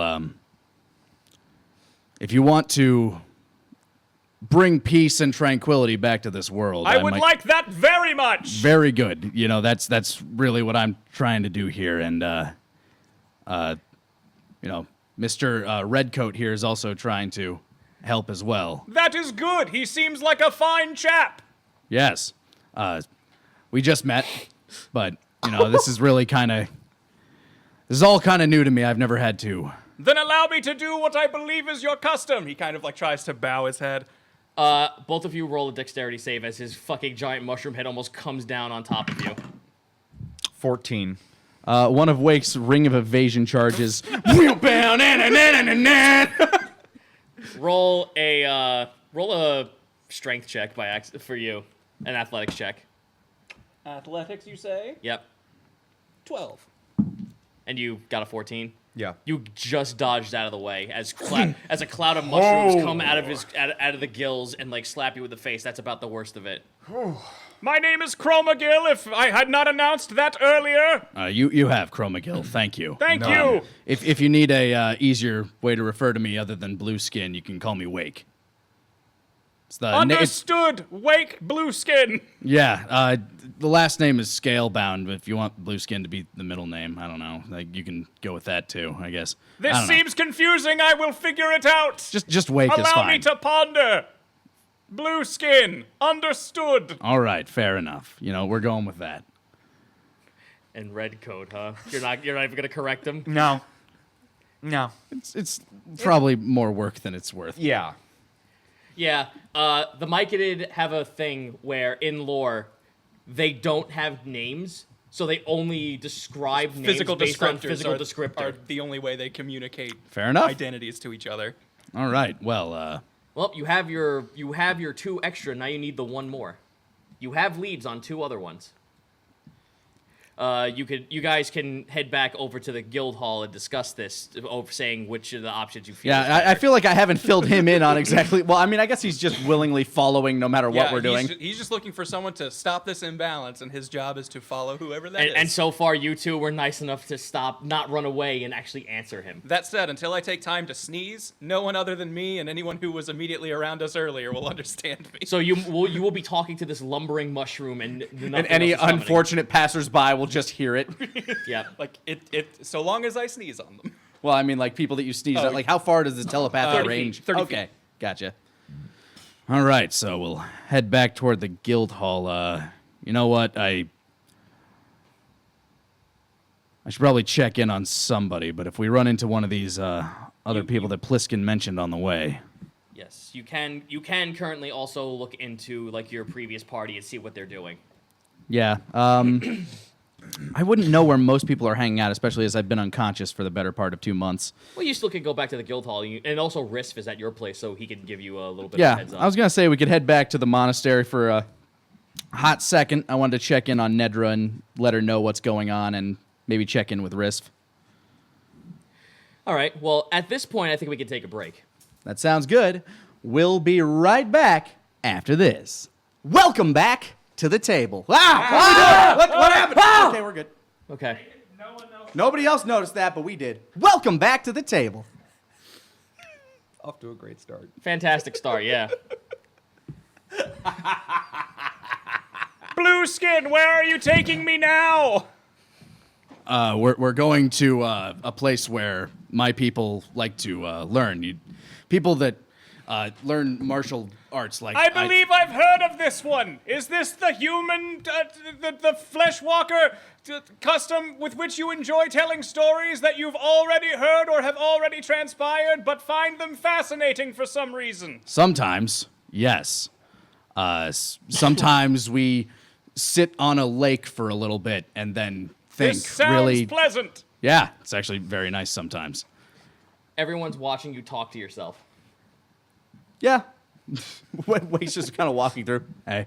Again, now you know how I feel. Since you're across the table, I can't do this as much, but he does kind of like nudge you whenever he's like, "Hey, is this a thing you people do?" So you're walking now into the more like the way more populated and way more like nicer district. Like there's not a lot of people who look like they're miserable.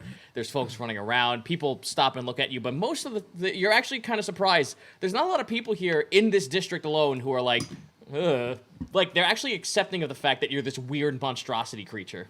I like this place. No one seems horrified by me yet. Yeah, you know. You pass by a small little gnome with purple hair who looks up at you. I know. This little fellow is amusing. I shall call him Tiny Purple. Can I have a piece of you for food? I mean, you understand him. right? I heard. Tell him no. My big friend here says no. Oh, it's too late. I already got a piece of him. Very well, playful one. Do not eat it, lest you will feel very uncomfortable. He didn't like hurt you. He just took like a little piece from your ankle. I assumed. Then just refilled. You know, when I first started traveling the seas, I usually tried to hide what I was, just because people would sometimes react weirdly to me in certain ports. Is blue skin strange? To the dominant species of this planet, usually, sometimes, depending on where you end up. You are the predominant species of this planet. I was.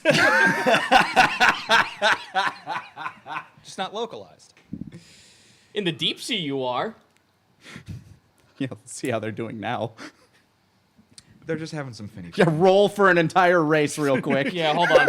Let me do that for you. Oh. Hold on. Roll a D100. Oh, Okay, so if we weren't VOD muted, I just rolled a natural 20, I'd start playing. Oh, wow, they're doing great. They've tamed the monsters and... See. just her cut to some Aquaman footage. I'm sure it's terrible down there. I feel my large stature would be bad to hide, for it is a symbol of pride in my circle that I am so sturdy. Yes. You know what? Never hide who you are. Thank you, Blueskin. You're welcome. Actually, Anyway. an elf turns by and looks at you. Oh. Is this a sovereign you have with you? It would indeed. I look at him. Do you know the sovereign? Do you He know doesn't hear you. Do you know the sovereign? I'm asking that person. Do you know the sovereign? Is it all right if he coughs in your face? Oh, to speak? Well, he doesn't have to, but I can speak through you if you are his conduits at this point. This seems extraneous. I repeat that. This seems extraneous. Oh. Just right as I do this. It's okay, I know these come off after a little bit of a rest period. I give like a understand. little gust. Blow off some of the spores. Well, I assume that if you are a sovereign, you are a leader of the fairly nice mushrooms, I assume. It is true. As the biggest and oldest of my circle, I was declared the sovereign, and as such, it was my responsibility to protect my people. So I traveled here. I hope that the rest of your circle are not kept alone, or with the climate it is now outside, are not in danger. I left them with my little brother Big Cap. He is but a small mite shorter than me, but twice as wise. His leadership will be beautiful, while I seek salvation for the world. You're actually very lucky. This is actually a very sign of a good spirit to be having with you on your party. You know what? I could use some good luck lately. That's Well, pleasure doing bit. I hope you have some safe journeys. And does he know of the ways of like normal economics and everything? Are you aware of our society? Thank you for not recoiling in horror. No. You're gonna have to teach him. we'll figure it out. I've Yeah. kind of got a hand on it a little, sort of. Well, best of luck to you. She wanders off. So around here, we exchange little metal discs for goods and services. You are a fascinating people. Aren't we, though? Here, this is my... Well, it's not mine. My brother's monastery. Yeah, you guys are now in the monastery. You've seen this place before. You are now entering in what looks like you are now, like, this is all, like, stone and wood and everything. Like, you get every this. You've seen this as you've walked in. You've seen villages before. But this place is made of pure marble and just, like, oozes with radiance. It is quite beautiful in here. Your brother keeps a nice circle. Yeah, he makes everybody else clean it, though. Don't let him know I said that. Actually, you can't talk to him. This works out. I'm not going to get hit this time. Until he sneezes on him. Don't sneeze on him. My eyes just widen for a moment. So you meander yourself in. You could just feel the natural connection with this place when you head towards the training ground. You could feel all the plants in here are nourished. They are well taken care of. There's a mutual understanding between that of the nature realm and that within the mortals here. There's a lot of people who are tending to the gardens, so there are plants all over this place that you've never seen before. They're more coastal than they have been to any of the forest stuff you've seen, but everything's happy here, everything's great, everything's chill, nature is completely at balance here. This place is fascinating. I would be ill-equipped to describe any of it to my brethren. I will try to enjoy it for all of them. Yeah, for the longest time, I thought I was the... This place is great. I hope they appreciate this. Continue, Blueskin. No worries. Yeah, for the longest time, I thought I was the last of my school, but, Oh, hey, Turns wait. out my brother's as here. Nedra just like wanders on by, you guys watch as a giant tiefling woman kind of just like meanders in, looks over at you. Is that a new punching dummy? no, actually, this is, he's what's known as a sovereign of his people. I guess he's the leader of his clan, so to speak. More or less. More or less. You're a king? Kind of, sort of. How did you befriend a king of mushrooms? You know, we run with interesting crowds. This, by the way, Morgan, Chromagill. Chromagill? Yes. Yes, Chromagill. That is correct, Blueskin. This is my prize pupil, Nedra. She's... Your horns are very big, big horns. Yeah, she's the only person who's probably taller than you. You watch as she's waving her hand. You watch as like like when you strobe a light really fast and Yeah. it makes like a little streak. That's a streak of fire. That does not sit well with you. Her being makes me unsettled. It's okay. It's one of the things we learn here is how to control some of the elements. I put up like a big spray of water and kind of create like a little rainbow over my head. That was pleasant. What she did is not. She can't hear you, so she's super like just like this guy's great. Yeah, we all tend to... Morgan's eyes glaze over. Oh, no, it's her again. No. Nedra, have you met this gentleman? I don't know. I've never seen you before, mister. Oh, but we've seen someone like you. What do you mean? I mean, I'm a tiefling. I Wake know all of a that sudden much. just like, oh shit. Well, I mean, you can't base everything off of just one person. She doesn't know, does she? I mean, she doesn't. I mean, she's Nedra. She's been. What is there to know? Is this a custom I am not aware of? Oh my god. You know of Resp. I mean, And by virtue of that, Roll. Well, here's what I need you Yeah. to do for that. I need you to roll me an insight check. Okay. because you're just seeing a happy girl who's just really excited to see people. 23. That is Resp standing right there in female form. Just gently tug Wake over. Oh, hold on, be right back. Okay, I'm gonna look at the nice mushroom man, the nice Don't- sovereign. Hello, Bighorn. Can you hear me now? By the I way, can that's hear voices in my head. yes, that's how they communicate. Hold on, this gentleman wants to talk to me. His name's Morgan, by the I'll way. talk to you. Wake, Yes. you did not tell me that Lord Resp's daughter is here. See, that's a name that I've only ever heard today. What's her name? Her name is Nedra, and she's... You know for a fact that that is not technically her real name because she doesn't know what her real name is. I don't know what my real name is either. That doesn't stop me. Let me get something straight with you, Wake. Leon Rush is being helmed by her dad. Her dad is the reason the Phoenix Squadron is just me. Her dad is the reason I'm missing my left lung. Her dad is the reason a lot of bad shit is happening. But I'm going to humor you on this because it looks like she's very naive and does not know. It's a word for it, I guess. Wake's actually gotten a lot more serious now, like that you're shit talking somebody that he cares very deeply for. Not really shit talking so much as I just mean- pointing out stuff. Does she know? Does she know or not? Like, No. how long have you known her? I need to know this stuff, Wake. We've been traveling with each other for about a year. Half a year. About Half a year before the event, so like close to a year.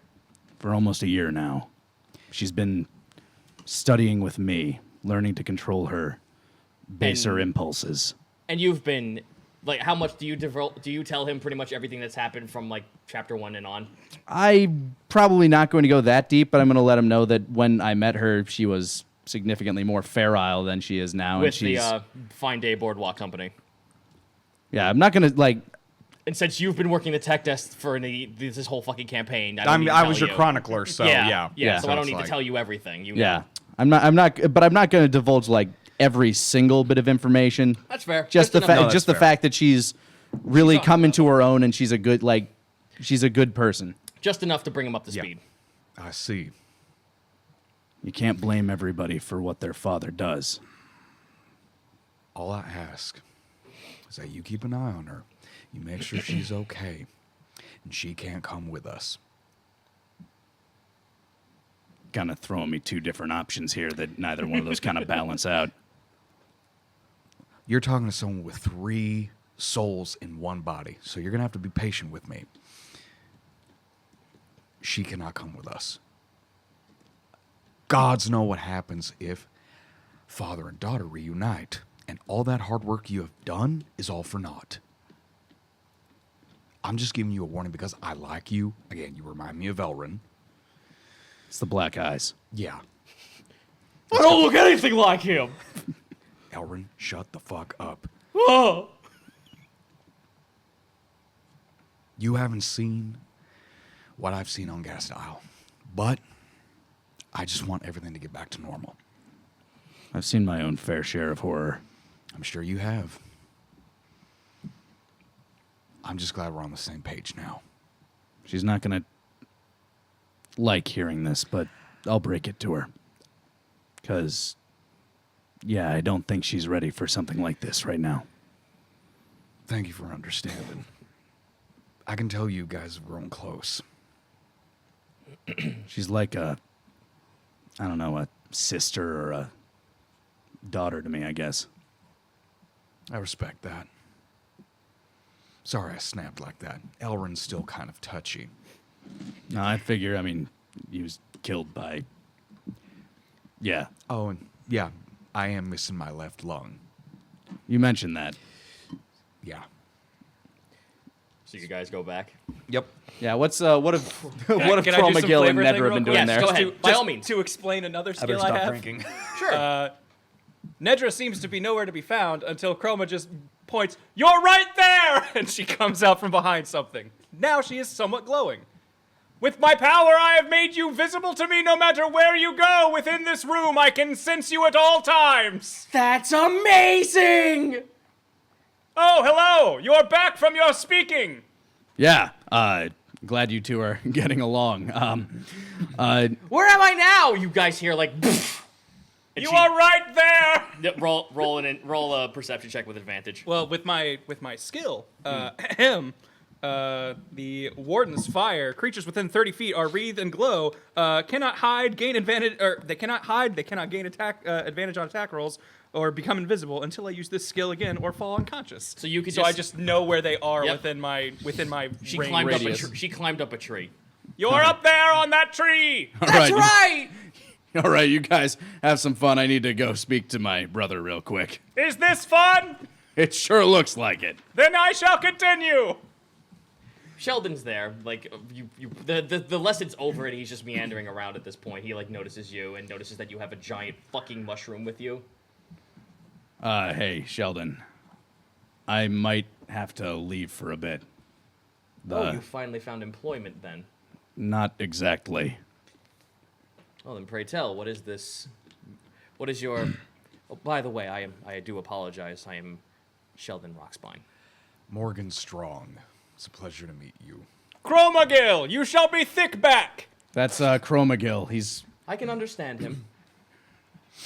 He points at his head. I have many abilities, Wake. you know.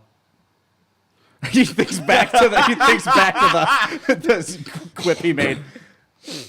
Anyway. Are you the one who makes everyone clean? Yes, I am. Who told you that? Nobody. Blue skin! You know, there are so many people that have blue. When do you leave, Wake? Just tomorrow morning, first light, probably. Excellent. Did I partake in storytelling as the Fleshwalkers do? Yep. I told him a thing that happened. You sure did. Your people seem to like that custom. Yep, loving it right now. We could use you before you leave, then. Good. The merman got ratted out by the mushroom, Morgan. I know, old frick. He's got souls in him. I could sense them, yes. Either that, or you know what? Even in our conversation, it did not. I mean, he changes physically, but he also makes it sound like it's a metaphor. But I think it's real. No, I can sense hatred and... He's like looking at you, just like... He like nods sagely, feeling that ounce of shame inside your soul. Oh, I see. Well, at least you have some way of being able to holster your rage and your shame. Just a little. That's all you need sometimes. Now, tell me, why is it that you must leave? It's about Ziaka, my friend that you said was looking for me. She was, She has a message from several old acquaintances that apparently they need somebody that they can trust to deliver a parcel that may be able to put an end to all of this. I see. And I agreed. There's a small catch. Of course there is. What ails this situation? Well, the way things are, and with Nedra's studies, and with apparently who we're going to be dealing with on this journey, potentially, it would be significantly more dangerous if she came with us. He nods as he's parsing all this in his head. And he kind of like looks to Nedra and then looks to you. But Nedra's like playing off to the side with Chromagill right now, just constantly asking questions. Vines! She's made a lot of progress while she was here, and I don't want to stop that. I would agree with you on this. I am actually rather tickled pink that you would want to keep her here and shadow her away from something that would regress her progress. So much has happened. It feels like right now every decision I've made is... I feel like I'm 0 for many right now, and I just hope that I don't know what the right decision is anymore, but this is the only thing that makes sense. Well, I'm glad you've decided on a decision that seems rather rational this time, and dare I say, level-headed. A big change for the way you used to be. I'm proud of you, and I would want nothing more than you to follow your heart and go out and seek what you find is necessary. Thank you, Master. You're still cleaning this entire place, though, before you leave. God damn it! I mean, yes, of course, Master. But if you and your new companions here have any more business that needs concluded, by all means. I know you've left some verbal and provocative text in your room with a friend of yours. A little, just... He's speaking to the rest of the monastery, Wake, of tongues and beasts outside of this realm. I think you might want to stop that. Well, look, I mean, part of the reason that I'm here is to help you learn the stuff that our master... I own this place. I know, but I just figure with what he's been through, he might be of assistance with what we've been... You wish me to aid him in something? I wish you to aid each other. He has knowledge that you don't. Persuasion. Holy fuck. That is well, I got a -1, but an 18. When you say that, he's taken back. You're right. I'm right. That was very shallow of me. Not something I should have... Something I should have considered is I could learn more from the other perspectives. I will speak with this man. As he wanders off. Am I still cleaning the temple? Of course you are. Damn it! Why did I ask? All right, with that, the accord has been made, and now he's off to go speak to Riss. You have ideas where your next two could possibly be, and you still have till tonight to head out. All right. Basically, since I dominated the first half of this, I'm just gonna walk up to Morgan. All right, look, this temple's fucking huge, and I gotta get this done tonight. If you and Chromagill would like to go out there and find another, just one of those other people that Pliskin mentioned. All right. Yep. So pretty much you guys, are you relinquishing that to him? Pretty much. So you two are now tasked with finding either one of the two, and you have till tonight to decide. Yeah, because Wake also needs some time to speak to Nedra about what's going on. Fair. Because his disappearance is going to be Significant. noted. They shall be easy to find. We'll know they are of true nature and character if they are willing to talk to me. Why is the mushroom so loud, Morgan? Why are you so annoying, Ulfric? Just Wake. There's spores everywhere. Oh my god.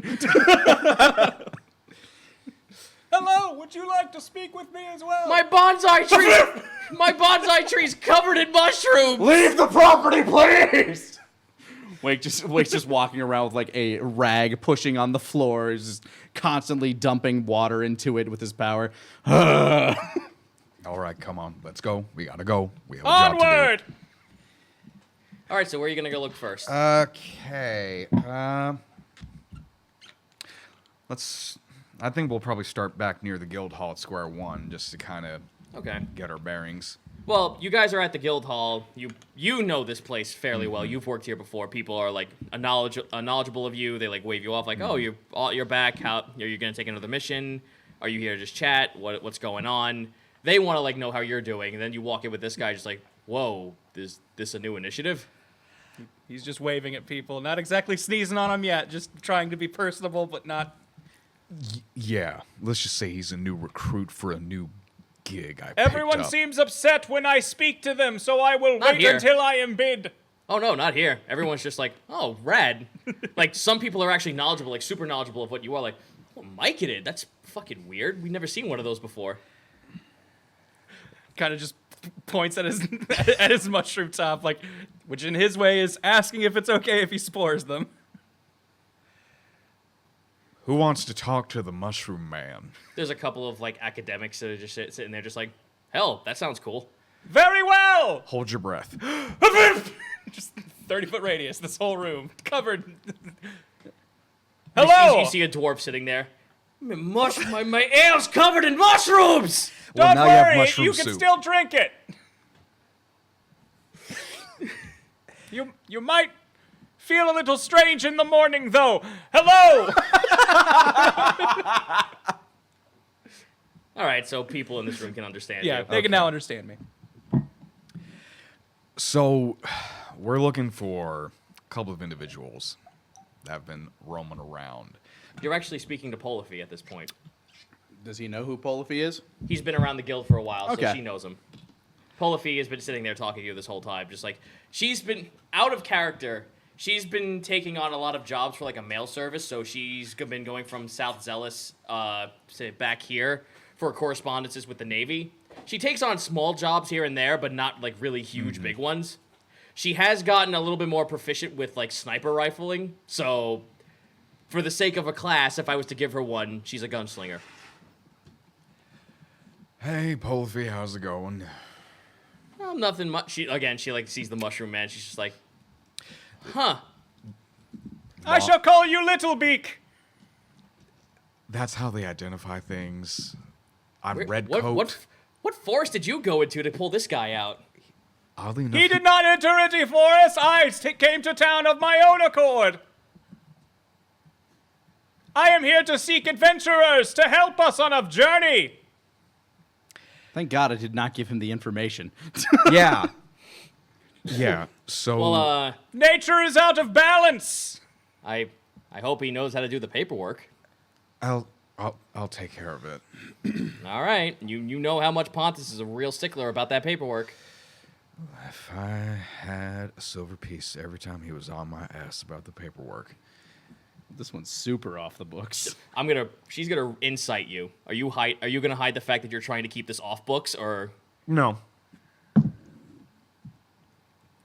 Oh, you're looking on moonlighting. What's the take? I don't know much of the information right now. All I know is something's up, Polify. Something doesn't feel right. Oh, you're telling me. Ever since that tower fell. I mean, things like him showing up out of nowhere coming in from the north. Your shoulders became stiff. Is this conversation scary and or unsettling?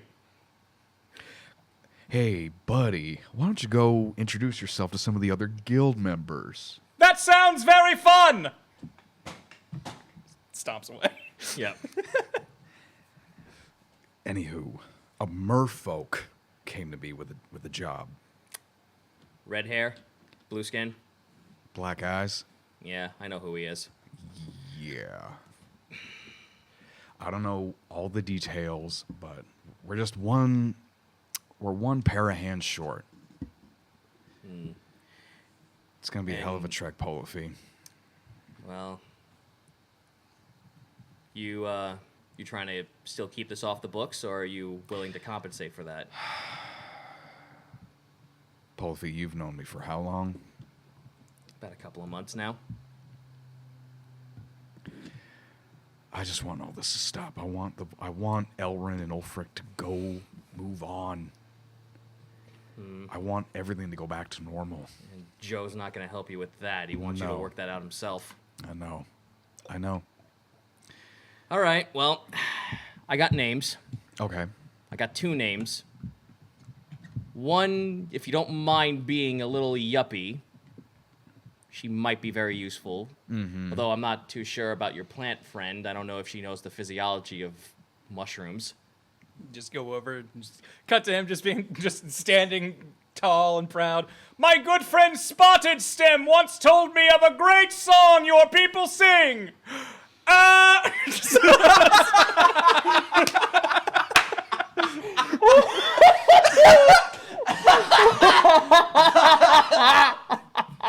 Just holding one long note. No musical understanding for this guy.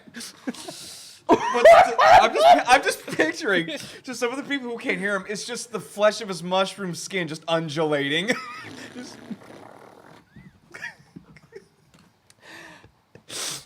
I got her, and I got someone fresh off the boat. She's from the Isle of Dragon. Really? Says she's a researcher, looking for a way to put an end to all this. Lost her family in a raid, and she may not look like she's useful, but apparently she's somewhat of a bookworm in the best way possible, like a wizard is. All right. Like, What are the names? You're going to be looking for Micha Asmint and Valtara. All right. You'll probably find Micha going around trying to sell off her services for private practice. As for Valtara, just look for books. You'll find her. You can't miss her. She literally will probably take up 90% of the shop.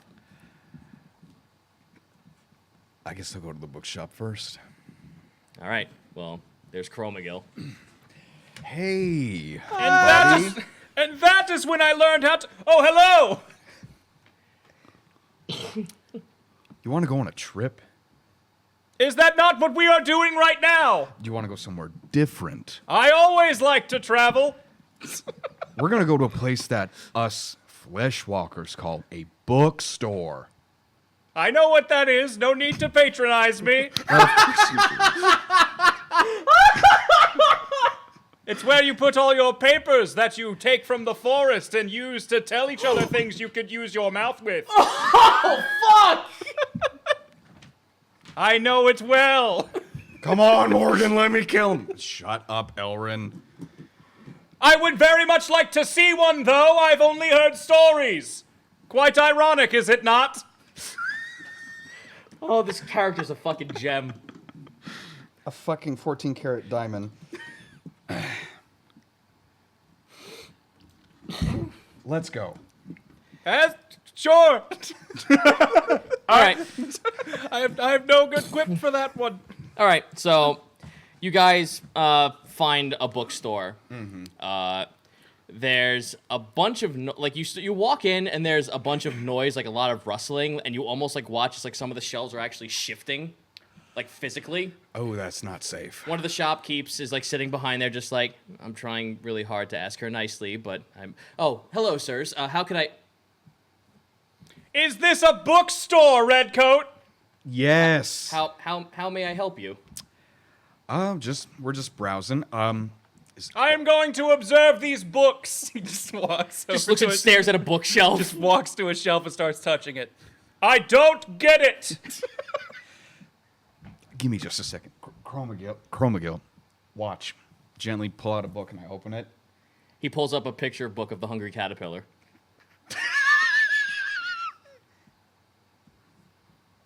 How is this tale supposed to be deciphered? Flips a page. Oh! This is very interesting. Roll a dexterity check, Robagill, Oh, as the no. bookshelf is about to tilt on you. 8. Oh no. I think athletics would probably be. All right, fair enough. Do you? All right, I'll just take that 8. It's fine, because I rolled a 3. All right. You're so invested in this book, you actually meander out and you watch it. Like you're watching as this entire shelf is moving out, and he just meanders out just in the nick of time. There is a large, 8-foot-tall triceratops with little glasses. Her skin is like a darkish purple. Her horns kind of like move up and then curl over in like a small lip. I was right. It was a big purple dinosaur. She's wearing a rather like a scholarly gown. She's got a little bandolier with a bunch of books written on it, a bunch of inkwells. She's like pulling on a book, and you actually see that her giant like hand is pushing against it. She was trying to like nub out one of the books in particular, and she accidentally pushed it. And she tried to grab the shelf just enough to be like, oh, I'm so sorry. Like she's like trying to push it back, but then knocks the shelf behind her. Oh, she like meanders out into the opening of the store. Her tail kind of like curls around her leg, like in shame. Might I be some assistance, madam? Yes, please. That'd be great. I'm just looking for a certain book on magic gems. Which one was it? She moves over and she kind of like points it to you. It's kind of hard to see because of how big she is, so Yeah. roll an investigation check. 19. You're able to pinpoint what she's looking for. Oh. She's looking for something called Nasley's Minerals and More. Oh, here it is. Oh, thank you so much. This will help me greatly in my research. Oh. I'm kind of curious what kind of research you're talking about. Sorry, I'm a bit of a curious type. Oh, well, if you don't mind me speaking out about what I'm looking for, I mean, most just tell me to stop talking. It's mighty rude of some folk. Oh, well, thank you. I'm currently looking for a way to actually cure the blotch, something that blights a few dragons. Huh. Wheels are just going in Yep. Morgan's head. She's like flipping through a page. She's like showing you a bunch of books of like what looks like yellow stones. There's a certain kind of amber that I'm looking for. It might actually be a key ingredient to curing blotch from a dragon's eyesight, even when it's progressed to aggressive levels. I meander over with the book you had handed me earlier. I have finished this one. It was quite enthralling. Who is this? Oh, a mycetid. That's insane. Oh, thank God you know what one of these things are. You want to talk to it? Well, I mean, if it speaks, then by all means. Hold your breath. Are you hearing me? Fascinating. She pulls out like a little red notebook from her bandolier and starts writing down. I'm assuming she is taller than I am. No, you're the same height. Oh, okay. You have a very strong stature. I like that. You are strong purple. Oh, that's correct. They Purple the dinosaur. Yeah. Oh, that's actually correct. Your kind speak in descriptors more than they do names. It's part of your heritage, I believe. Although, yes, I suppose if that is culturally appropriate for you, you can. But my name is Valtara. Strong purple it is then. Oh dear. Now you know what I've been going through. Well, as I said, I was just looking for this research. She actually moves over to the counter and she like puts the book down. You like I've said to Wake. When she towers over you, you get this sense of dread that almost like just her presence makes you wary and like weak in the knee. Do I feel this? You do not feel it because you are the same size. Okay. That's actually a feat for this race. Anything that is tall that is shorter than this race, actually you get there's a sense of dread, and she or anyone of her race gain a advantage roll on intimidation. You seem wobbly, Redcoat. Is strong purple too big? I'll be fine. Give me a minute.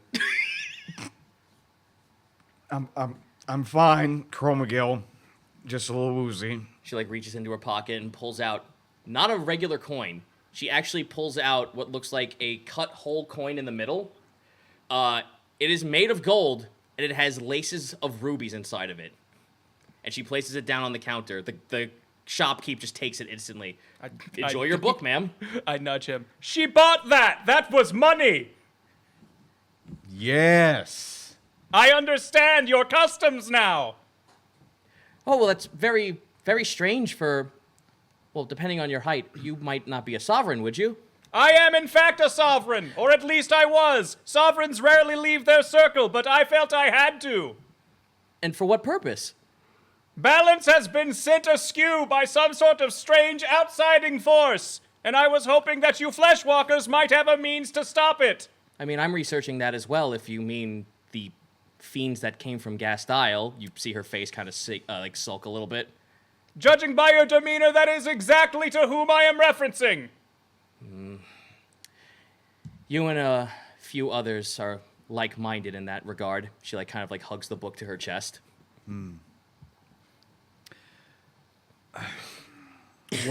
I'll be honest with you, Voltara. Me and Chromagill here and another benefactor are looking for an extra set of hands to help us on a little expedition. Oh, that sounds like guild work. I wouldn't mind it so much if it weren't for the entry fee being so much. I don't have all that much money left. Yeah, about that. Judging by what my benefactor has told me, this answers to a higher calling than the guild. My point being, madam, if we need you before we embark, where may we find you? Oh, well, you can... She gives you a location. She pretty much tells you where she's staying at a lodging. Her dorm. Her dorm is pretty much the toad in the hole, just upstairs. Okay. That's where most people who like travel in and out go to, so you'll probably find her there. All right. Thank you so much for your time, Volterra. Oh, thank you. And trust me, if you are worried about if I can hold my own at battle, she like shows you a small pouch. She produces a whip, a short sword, and a book filled with really weird etchings of spells. You do not know. Roll an Arcana check. Of course, I flip all my papers over. 7. 7. You kind of find it strange that one of the pages in the book almost looks like she dropped a glob of ink on it, and that was average. Like, she just spilt it and just shut the book and let it be. Uh-huh. Well, anywho, I am well versed in magic. I actually, let me just double check her things real quick. Yep, she like holds her big like thumb, like her really like meaty thumbed hand out, and she produces a chromatic orb in her hand. if you are in need of someone who has wizardly skills, I have some of that. Though I'm more of someone who can grant advice upon the field of battle and give someone benefits towards it. My books actually give me those teachings where through word I can grant you more benefit.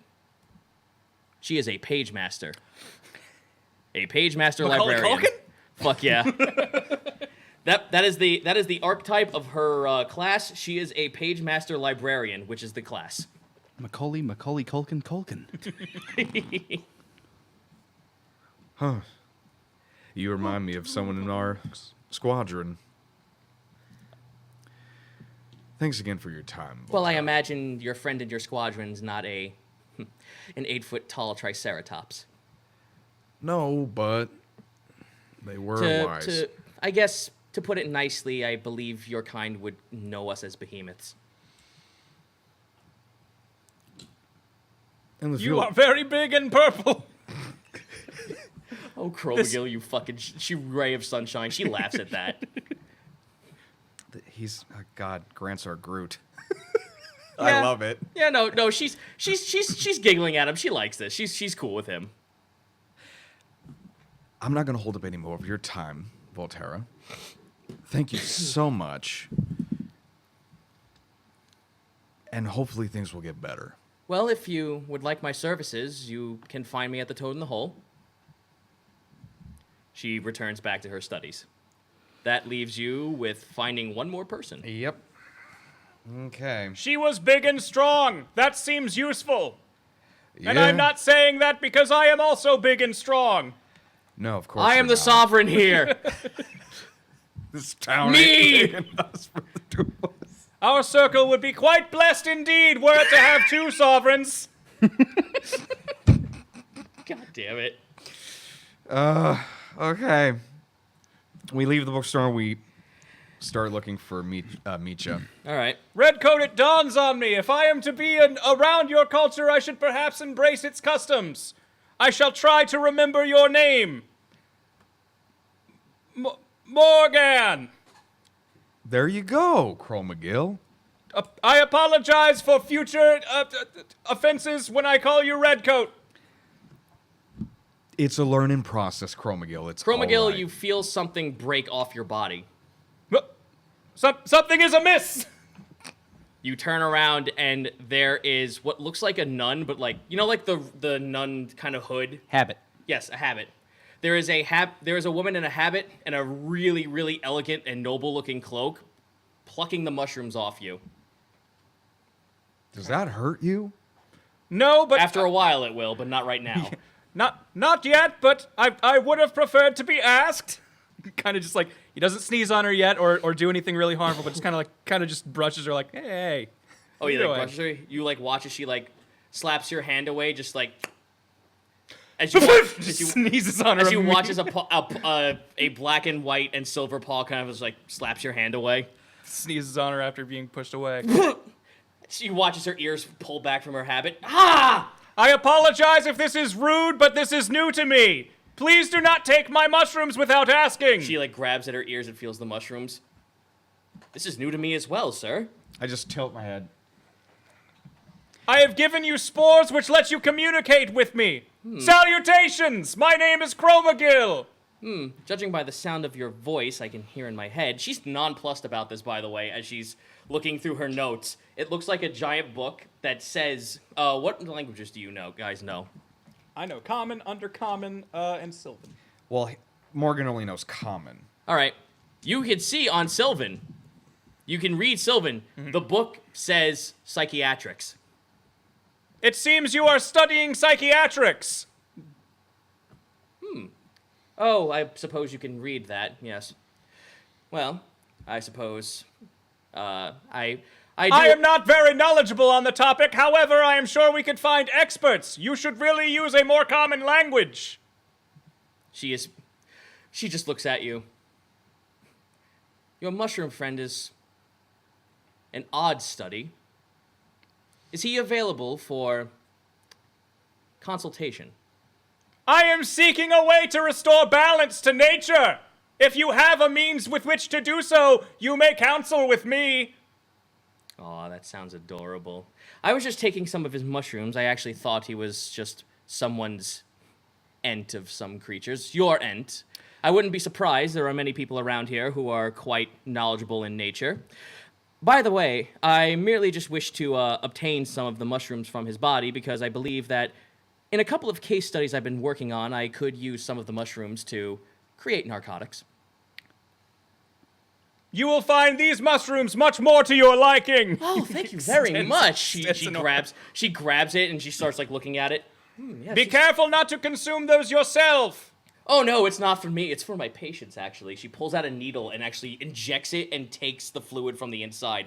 Ooh, this will do quite well. And she's flicking the needle with her paw. Morgan just stares at his, like, bronzed pipe and just tucks it away in his coat. Well, thank you, gentlemen, for your time. I do apologize for my haste. I'm, being my race, rather curious. None taken. Although, Being my race, I don't understand that conundrum. However, please ask next time you pick my mushrooms. Very well. I apologize. I am Micha Asmint, from South Zealous. Morgan Strong. Chromagill. It's very nice to meet you. I do apologize. Now, you do seem like you are in a haste. I will let you to it. Hold on. Actually, we were recommended by some of my benefactors about you. Oh, I see. You need consultation. Well, I don't really have an office per se at the moment, but if we do find a nice... Oh. This is more like field work. Oh, is it work? Are you offering me a job? Potentially. I'm not... Like, you watch as her big bushy tail, like, sways back and forth when you say that. My benefactor is... I'm sure you're aware of the current events going on as of late. Oh, am I ever? Yeah. He's actually evidence of this. Chromagill has spent this time just very carefully staring at both of you and kind of and trying to somewhat pantomime and mimic your motions. Well, Again, he finds all of this fascinating. His life for the last hundreds of years has been staying perfectly still with a bunch of other mushrooms. Micha is, like, standing, like, hands behind her back. Every time she talks, she, like, pantomimes with her hand a little bit. Like, that noble. She's wearing a Some signet ring. fleshwalkers talk with their hands and their mouths. Yes, that's right, Chromagill. That's right, dear. She, like, pats you on the chest. Thank you. I like him. Isn't he just a ball of sunshine? The sun is very scary and dangerous. I prefer where it is dark and musty. I would like to do a psychological evaluation on him if given the chance, and I would offer you compensation. I do have some gold at the offer, but please tell me what this job is. My benefactor hasn't given me a lot of details. However, this job answers to something higher than the guild. If you catch my drift. I do, and I am very pleased to announce that the guild can sod off. I'm looking for work beyond that. Great. And unfortunately, with all this paperwork and litigation, all these plebeians with all their paperwork, it's annoying. I'd rather just get right to the cut of the job. I really like her, Morgan. Shut up, Ulfric. Well, you're in luck. Now, I need to return back to my benefactor. If we are in need of your services, where may we find you? Oh, you may find me at the guild, sewing up wounds and whatnot for a quick buck. Though, I am a psychologist when it comes to my trade. I am a field medic. I have done plenty of surgeries in South Zealous. I was quite known in my guild. Oh, what was that? That was me. Sorry. I was quite well renowned in my guild for my surgery and my medical expertise. Due to some unfortunate circumstances, I was removed from my position and I was forced to come here. Field medic. How well can you hold your own in a fight?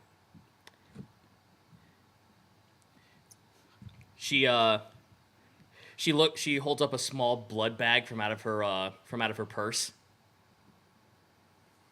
You watch as the blood ebbs out through the IV bag and into her hand, and returns back into her wrist. I can hold my own in a fight. Not more physical, but I am there for your medical expertise. Duly noted. If of worst case scenario, though, I do happen to have these. She holds up a sling and a sap. I can keep myself in a fight. Well, that is good to know because this little excursion is. I'm not gonna lie, it could get messy, Yes, such as surgery and such as medicine. such as war. I've worked in one of those. For some short time, but I have had my taste of war. Apparently, the jellyfish of death was meandering about in the ocean at the time. I'm not certain if you've heard of her. But apparently, she takes residence here, which I'd love to have a psychological evaluation of her. But that's for another time. This is a job. Well, if you are in need of a medical service, I am here. Thank you very much for your time. She, nods and looks over to Chromagil. You seem very interesting. Thank you, Meacham. Meetcha, dear. Meetcha. I apologize. Names are new to me. I was going to call you Nimblepaw, but then realized that might not be your name. She giggles at that and just walks away. She seems pleasant, though somewhat scary. Well, there's your options, boys. All right. We head back to the monastery and meet up with Wake. Wake would have taken a break at some point just to speak to Nedra. All right. So, Nedra, you enjoying it here? As much as I can, yeah. I would love to take on a little bit more jobs, but since all this bad stuff is happening, we haven't really been able to go out on a lot of missions. Yeah. About that. I'm gonna have to take a trip here for a little bit. Oh, And- well, did you get a job? Not exactly. See, this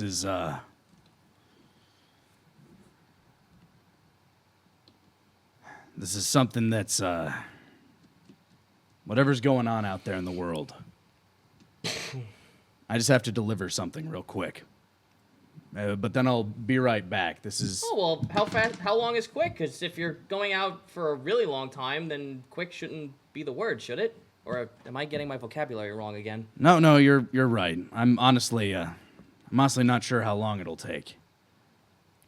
I see. Well, I'm gonna roll a insight on you. Are you trying to hide it, or are you what exactly are you trying to convey to her at this point? Basically, I'm trying to convey that what I'm going out to do is something that's boring that she wouldn't enjoy. Okay. Roll a persuasion check. Oh, thank God. 18. She understands. She's just nodding her head, just oh, okay, I understand. Well, if you don't think it's worth my time, I can just find other jobs here with Master Sheldon. So, as long as you'll be coming back. Yeah, I'll be back. I just That need sounds to. good, because I did happen to see Miss Ziaka again, and I would love to hang out with everyone else here when they come back from their missions. I would like to go on another quest with Mr. Onslow. He seems really eager to have me join his company sometimes. You know, if you want to go hang out with Onslow, I mean, your training here has been going really well, and he could probably use your skills a lot. That sounds good. She punches her hand, and you watch as a wave of fire just shoots out through her forearm and back into her fist. Wake smiles. You've really gotten the hang of that. For the most part, yeah. Although I've been trying to do this really cool trick like this. Remember that mushroom man you saw before? Uh-huh. Well, that inside of his head thing's really cool, and I kind of want to do that with fire. She holds up her hand and it goes red to blue, but that's about as much as she could do. Oh, I want it to be red. I want it to be orange. Well, She's using prestidigitation. yeah. I've never been very good with fire. I mean, he lights his fingers up This is about as much as I've ever really been able to do. She like puts her finger into the fire. Yeah, doesn't really hurt either. She scoops it up. And it's on the tip of her finger, dancing like a small ball. I'm proud of you, Nedra. Thanks, Wake. I'm trying really hard. And it shows. I just want you to know that. Anyway, yeah, I'm going to be heading out tomorrow. I'm not sure when I'll be back, but I can't wait to see what you've learned when I get back. No problem. Well, I'm sure, hopefully, by then I'll be able to do the color thing like I was saying. But Master Sheldon keeps telling me that that's inconsequential and should focus on other things. Yeah, well, But at least I know what inconsequential, what does it mean? it means unimportant, but you know what? If it's something you want... I hate it when he tells me things are unimportant because turning fire into different colors, that's really fucking important. I mean, I had to say a swear to do that. That's how important it is to me. sometimes things are really important, and if it's important to you, you learn it. Because... Don't let him know I said this. She squishes down on her in her knees like Yeah. Sometimes Master Sheldon doesn't always know the best. Sometimes you gotta teach yourself some things. I mean, I spent years teaching myself.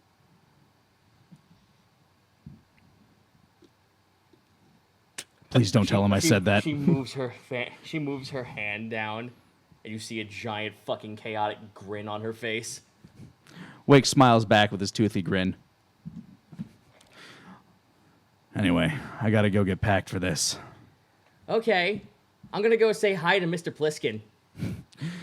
Tell them to stop banning me from there. No, I can't. I know. They told me not to tell you that you're still banned. I know. They made that very clear. I get to borrow all the boats. As she wanders off. Oh, of course she does. And as you're mopping up the rest of the floors, here comes Chromagill and Morgan. Oh, how'd it go? No.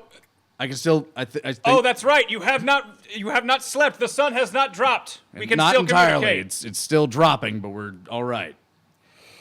So, a couple of interesting characters that will probably come in handy.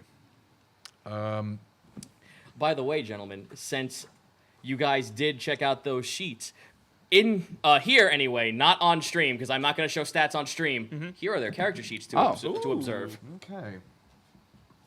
It gives you some information, not all of it. Yeah, it doesn't give me any descriptions of the abilities, but the Nope, important one is over here. You will get descriptions when you actually have the character. Of course.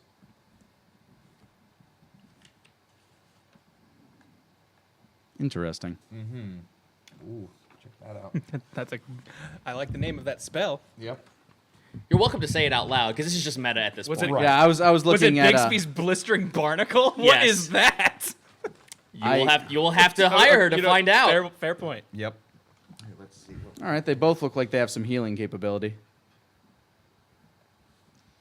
One of them definitely specializes in a bit more. So we're treating this as them explaining to me what they are and what they do. Yes. Here is who we met. Here's their qualifications and their references.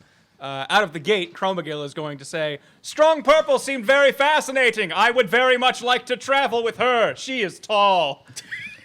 Well, that's I'm one- tall too, Nedra says off in the distance, because she still's got the mushrooms. Sorry, Valtara. Names are still confusing. Does it- Walk. That works. Okay, so he's getting names down. Good, Yeah. good for you, Chromagill. I wish to live among your people for this quest. I should probably encourage your customs. Well, don't feel bad if you slip every now and again. Thank you for understanding. Wake. You can call me Blueskin. Okay, If it Blue makes you feel Skin. more comfortable. These mixed messages are difficult. I know, right? So many complex emotions. Just be hungry or dead.